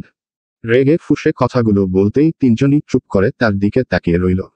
হয়তো বোঝার চেষ্টা করছে তার ভেতরে চলছে কি। ঋষাদ ধীরে প্রশ্ন করল, কিছু হয়েছে নাকি? তালহা কপালে 2 আঙুলে স্লাইড করতে করতে দীর্ঘশ্বাস ফেলে বলল, বলেছিলাম না, ওর বয়সটাই আবেগের বয়স। আমি জানতাম এই আবেগ সময়ের সঙ্গে বদলে যাবে। তাই হয়েছে। কথাটুকু শুনতাই সবাই অবাক হয়ে তাকায়। স্বামী ফিসফিস করে বলল, মানে কি? মেহরিন অন্য কাউকে? তালহা চোখ বন্ধ করে নেয়, চোয়াল শক্ত করে মাথা নাড়ল। সঙ্গে সঙ্গেই ঘর নিস্তব্ধ হয়ে গেল। কারো মুখে কোনো কথা নেই। যেন কেউ বিশ্বাসই করতে পারছে না। ঋষাদ আস্তে করে বলল, হয়তো তুই ভুল বুঝছিস। তালহা তাকে থামিয়ে দিয়ে বলল, তাহসানকে চিঠি লিখেছে ও। সেদিন সেজেছিল তার জন্যই। আমি ভেবেছিলাম আমা। বাকিটুকু আর শেষ করতে পারল না। বুক ভার হয়ে এলো, জোরে নিঃশ্বাস নিয়ে চুপ হয়ে গেল। ঋষাদ তখনও অবিশ্বাস্য কণ্ঠে বলল, মেহরিন এমনটা করতে পারে না। আমি স্পষ্ট দেখেছি, তার চোখে তোর জন্য ভালোবাসা ছিল। তালহা তাচ্ছিল্যের সুরে বলল, ওসব আবেগ। আমারই ভুল, নিজের স্টেটমেন্ট থেকে নড়চড় হওয়া। তুর্য রেগে উঠল। বোকা, নিজের বউয়ের প্রতি অনুভূতি জন্মানো কোনো ভুল নয়। আর কিসের স্টেটমেন্ট? সাওয়ার স্টেটমেন্টের কোনো দাম আছে? বিয়ে করার পর নাকি বলে বউ হিসেবে মানে না। এসব বাদ দিয়ে বরং এখন তোর উচিত নিজের অধিকার দেখানো। মেহরিন কিন্তু পরকিয়া কর। বাকিটুকু বলার আগেই তালহার চোখ মুখ কঠিন হয়ে উঠল। মুহূর্তেই রেগে উঠল সে। ধপ করে তুর্যের কলার ধরে ফেলল। আর একটাও বাজে কথা বলবি তো জানে মেরে ফেলবো। পাশ থেকে ঋষাদ তাকে বাজিয়ে দেখতে বলল, তাতে তোর কি? মেহরিনকে নিয়ে যা ইচ্ছে তাই বলবে ও। তুই তো তাকে নিজের কেউ মনেই করিস না, তাকে ভালোবাসা তো দূর। তালহা এবার কলার ছেড়ে দিল। নিজেকে শান্ত করে চুপচাপ বসে রইল।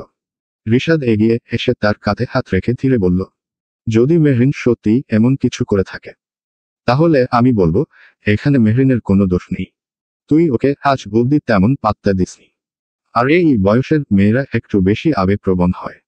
যারা একটু মনোযোগ দেয় তাদের প্রতি একটা সফট কর্নার তৈরি হয়। তাই বলছি সময় থাকতে নিজেকে ঠিক করে নে তালহা। নিজেরটা নিজে বুঝে নে। সে ভুল করলে তাকে বুঝিয়ে ফিরিয়ে আনো। রিশাদের কথায় তালহা কোনো উত্তরই দিল না।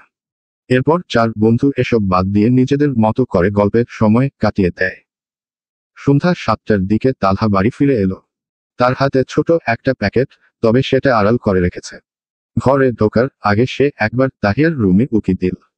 মেহরিনকে দেখে তাকে রুমে আসতে বলল, তারপর নিজ রুমে চলে গেল। মেহরিন তাহিয়া তখন পড়ার টেবিলে বসে গল্প করছিল। তালহার ডাকে চমকে উঠল মেহরিন। তালহা নিজে থেকে ডাকছে, বিষয়টা তার কাছে বেশ ভয়ঙ্করই লাগলো। আবার ভালোও লাগলো, একটু তো কথা বলা যাবে।